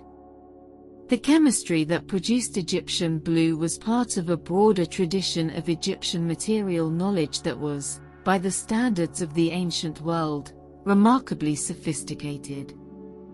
The Egyptians understood the properties of specific minerals and plants and animals with the practical intimacy of people who had been working with these materials for generations, passing knowledge down through families of craftspeople and through the temple institutions that were the repositories of specialized knowledge in Egyptian society. The knowledge of how to mummify a body. The knowledge of how to smelt copper and later bronze. The knowledge of how to produce specific colors of pigment and specific qualities of glass and specific types of faience glaze. The knowledge of which plants had medicinal properties and how they should be prepared and administered. The Ebers papyrus, discovered in Luxor in 1873 and dating to around 1550 BC, roughly contemporary with the Edwin Smith papyrus we visited earlier, is one of the most comprehensive medical texts from the ancient world, containing over 700 prescriptions and remedies for conditions ranging from crocodile bites to depression to intestinal parasites. Some of the treatments it prescribes are effective by modern standards. Willow bark, which contains salicylic acid, the active ingredient in aspirin, prescribed for pain relief. Honey, with its genuine antibacterial properties, prescribed for wound treatment. Garlic, whose antimicrobial properties are well established, prescribed for a variety of complaints. Others are less convincing. Lizard blood and the fat of a hippopotamus prescribed for baldness, a remedy whose effectiveness modern science has not been able to confirm. The knowledge preserved in texts like the Ebers papyrus was kept and transmitted by the Per-Ankh, the House of Life, the institution attached to major Egyptian temples that functioned as a scriptorium, a library, a school, and a research center simultaneously. It was here that the sacred texts were copied and stored, that new priests were trained, that the knowledge of medicine and mathematics and astronomy and ritual that sustained the civilization was maintained and passed forward from one generation to the next.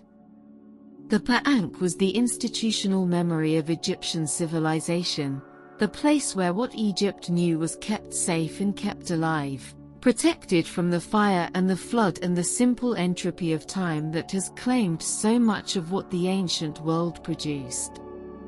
Not everything was saved. Much was lost, the rolls of papyrus destroyed by moisture and insects and fire and the deliberate destruction of later conquerors, the knowledge they contained vanishing with them, leaving only the occasional reference in a surviving text to tell us that something existed that we can no longer read. But enough was saved. Enough survived in the dry Egyptian climate, preserved by the same desert that preserved the mummies, to give us a picture of a civilization's intellectual life that is richer and more detailed than almost anything else the ancient world has left us. Among the knowledge maintained in the Pa'ank was the tradition of Egyptian astronomy, which went considerably beyond the practical calendar keeping and star watching that we have already visited. The Egyptians produced star maps, charts of the night sky painted on the ceilings of royal tombs and on the interiors of coffin lids, showing the positions of the constellations and the planets and the paths of the stars across the sky in enough detail to be useful as astronomical references. The Senenmut tomb ceiling, dating to around 1480 BC, contains one of the earliest known star maps in human history. A circular representation of the northern constellations surrounded by a rectangular chart of the decans, the 36 star groups that divided the year, painted with a precision that reflects centuries of systematic astronomical observation. The planets, which the Egyptians recognized as distinct from the fixed stars by their movement across the sky, were associated with specific gods. Mercury was Sebegu or sometimes Thoth. Venus was the crosser, or the one who crosses. Mars was Horus of the horizon. Jupiter was Horus who limits the two lands. Saturn was Horus Bull of the sky. Each one tracked, named, given theological significance, incorporated into the vast interconnected system of correspondences between the earthly and the divine that was the Egyptian understanding of the universe. The Egyptians also understood, with a sophistication that surprises many people, the basic mechanism of conception and pregnancy. The Turin Papyrus on pregnancy tests, dating to around 1350 BC, describes a method for determining whether a woman is pregnant by having her urinate on wheat and barley seeds and observing which type of grain germinates first. Modern scientific testing of this method has found that it works. The urine of pregnant women does promote the germination of these grains, in a ratio that corresponds roughly to the sex of the child, because of the hormones present in the urine of pregnant women. The ancient Egyptians had, through observation and practice rather than biochemical understanding, stumbled onto a genuine pregnancy test that actually worked, nearly 3,500 years before the modern pharmaceutical pregnancy test was developed. The observation and practice that produced the pregnancy test were part of a broader Egyptian approach to knowledge that was empirical in a way that was genuinely unusual for its time. The Egyptians tested things. They observed outcomes.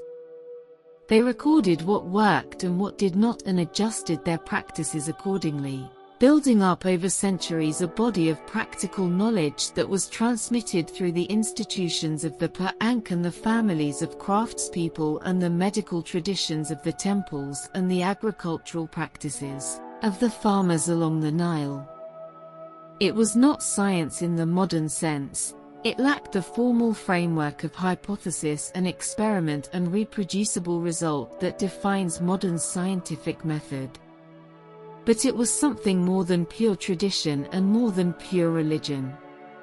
It was systematic attention to the world, sustained over millennia, producing genuine knowledge about how the world worked. That systematic attention produced one more discovery that deserves particular mention in the last of the night. The Egyptians understood dental hygiene. They suffered enormously from dental problems, The coarse stone-ground flour they used for their bread introduced tiny particles of grit into every loaf, and a lifetime of eating gritty bread wore down the tooth enamel of virtually every ancient Egyptian whose remains have been examined, leading to exposed dental pulp and abscess and the kind of chronic dental pain that must have been one of the most constant and most debilitating features of ordinary Egyptian life. But they also developed treatments, dental pastes made from powdered ox hooves and eggshells and pumice and myrrh, applied to the teeth as a form of early toothpaste. Dental practitioners who pulled teeth and drained abscesses and packed cavities with a mixture of honey and minerals. The oldest known dental prosthetic, a pair of teeth bridged together with gold wire, was found in an Egyptian burial, evidence that someone had gone to considerable trouble and expense to replace a lost tooth with something functional and durable. The dental paste and the pregnancy test and the synthetic pigment and the mathematical papyri and the star maps and the medical texts and the labor strikes and the love poems, all of it produced by a civilization that lasted for 3,000 years and whose traces extend in every direction into the world that came after it, reaching forward through time in ways that are sometimes obvious and sometimes invisible but always real. The sun that is about to rise over this plateau rose over a civilization for 3,000 years.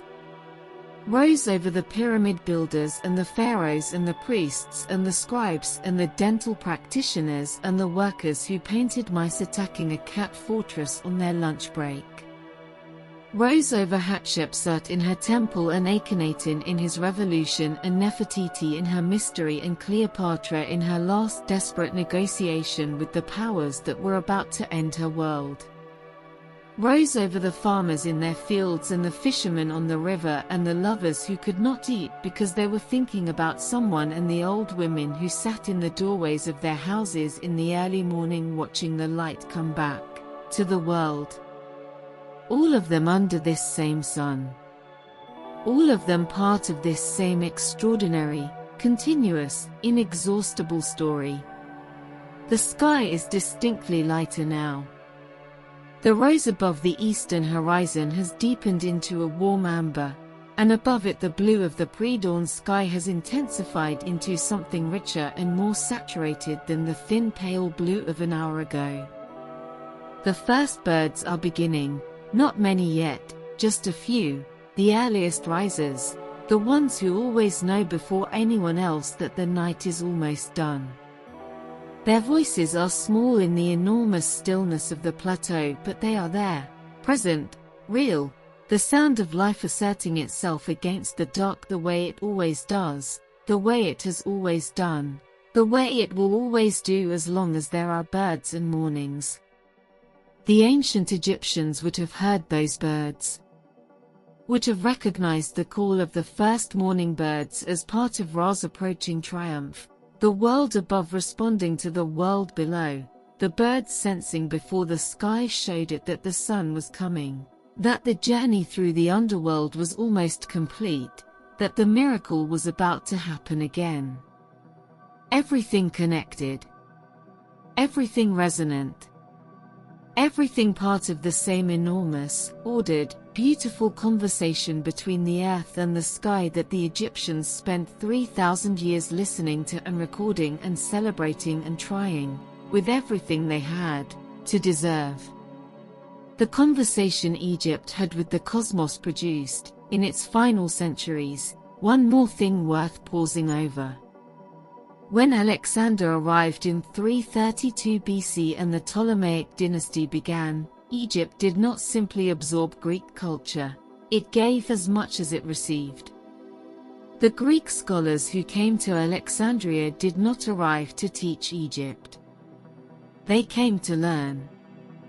The mathematical knowledge of the Egyptians, the geometry, the calculation, the practical engineering mathematics that had been building pyramids for 2,000 years before the first Greek philosopher was born, flowed into the Greek intellectual tradition and became part of the foundation on which Euclid and Archimedes and the other great figures of Greek mathematics built their more abstract and more theoretical structures.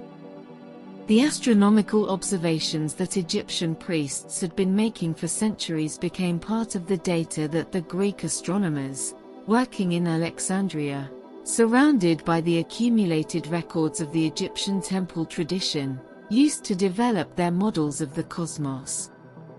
Eratosthenes calculated the circumference of the Earth using Greek mathematical method, but he did it in Egypt, surrounded by Egyptian astronomical knowledge, using the Egyptian observation of the sun's angle at seen on the summer solstice as one of his key data points.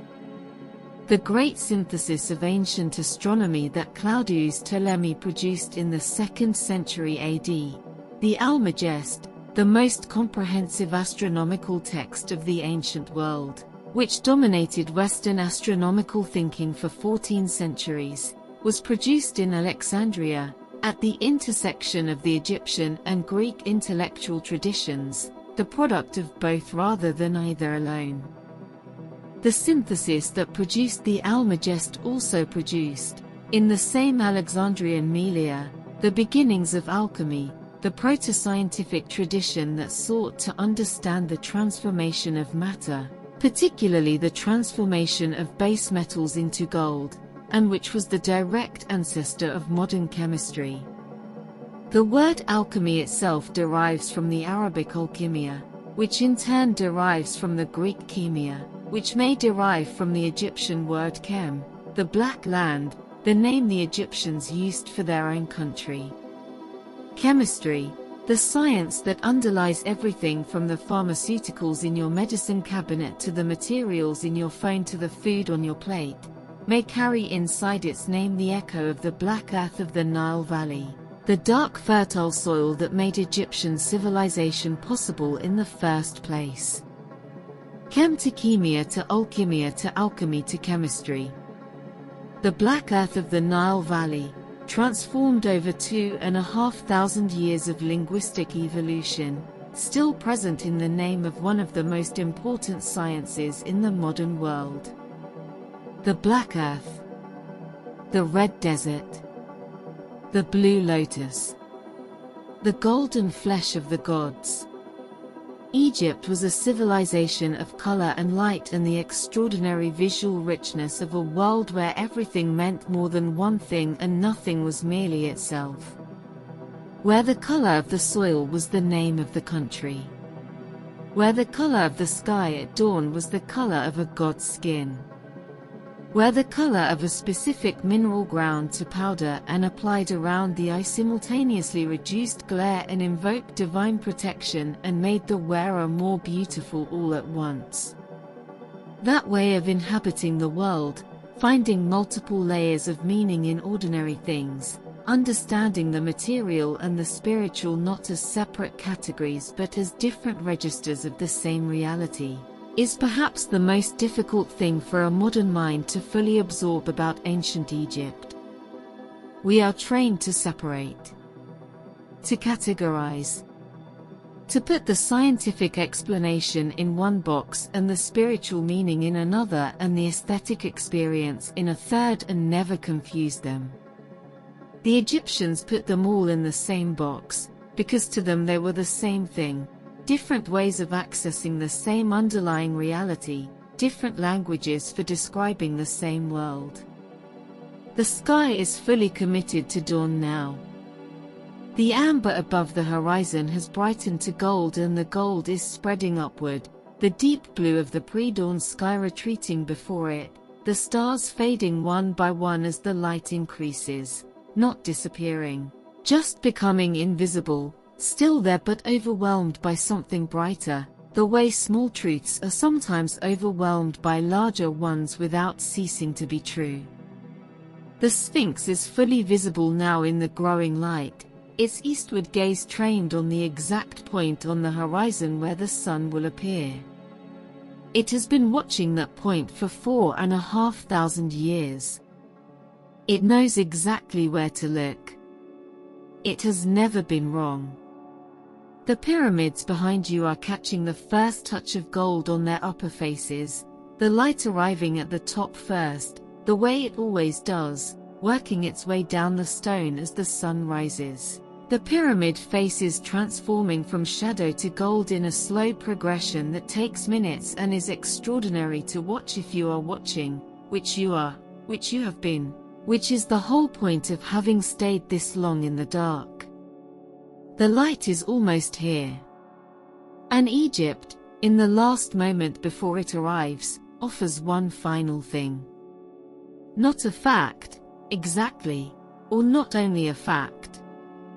Something more like a feeling, a quality of attention, a way of being in the world that the civilization embodied across 3,000 years and that is available, still, to anyone willing to receive it. The Egyptians believed that the world was good. That life was a gift. That the gifts of the Nile, the water and the black earth and the sun that grew the crops and the stars that marked the time, were expressions of divine generosity, the gods caring for their creation, the universe fundamentally oriented toward sustaining the life it had produced. They did not take these gifts for granted, they expressed gratitude for them constantly, in offerings and rituals and the hymns that the priests sang at dawn and dusk in temples the length of the Nile. But the gratitude was not anxious. It was not the gratitude of people who feared the gifts might be withdrawn. It was the gratitude of people who had experienced the gifts reliably, year after year, flood after flood, sunrise after sunrise, and had concluded, from the long evidence of their own experience, that the universe was, on balance, on their side. That confidence, earned rather than assumed, built from the accumulated evidence of a civilization's long experience of a world that had kept its promises, is perhaps the most useful thing Egypt has to offer the present. Not certainty, which is always fragile and often wrong, but confidence. The kind that comes from paying attention long enough and carefully enough to see the pattern beneath the noise, the order within the chaos, the way the flood always comes and the stars always return and the sun always rises no matter how dark and how long the night has been. The night has been long. And the sun is coming. The first direct light breaks the horizon. Not gradually, or not entirely gradually. There is a moment, a specific moment, when the sun clears the horizon and the light changes quality, becomes something more than the diffuse glow of the pre-dawn and something specific and direct, falling in clear golden shafts across the plateau, touching the face of the Sphinx first, always the Sphinx first, because it was built to receive this light in exactly this way. And then moving across the sand toward the base of the pyramids, the shadows retreating before it, the stones warming under it, the world becoming, in the space of a few seconds, unmistakably, irrevocably, day. Ra has completed his journey. The Chaos Serpent has been defeated for the 10,000th time 10,000 times over. The miracle has happened again. Ma'at is holding. The world is as it should be. Egypt turns its ancient face toward the morning sun and receives it with the particular dignity of something that has been doing this for longer than memory reaches in any direction and intends, with quiet confidence, to keep doing it. You have been here all night. And now the day is here. Take this with you into the morning. Take the black earth and the golden light and the sound of the first birds and the feeling of having spent the night in the oldest inhabited story the human world knows how to tell. Take the love poems and the labor strikes and the mouse armies and the dental prosthetics. Take the scarab and the feather and the eye of Horus and the scales of justice. Take the Ka, the life force, the animating spark, that the Egyptians believed was sustained by being remembered, by being named, by being held in the attention of the living. You have held Egypt in your attention tonight. And Egypt has held you in return. That is what this civilization has always done for the people willing to sit with it in the dark. Has held them, giving them the feeling of being part of something larger than themselves, something older and deeper and more continuous than the short span of a single human life. Has reminded them, gently and without insistence, that they are not the first people to have watched the sun rise over this world and felt, in the watching of it, something that cannot quite be named but is entirely real. Something that the Egyptians called Ma'at. Something that every civilization in every language has found its own word for. Something that the morning light, falling warm and golden across old stone, always manages to produce in the people who are awake to receive it. The world is good. The sun has risen. Egypt is here.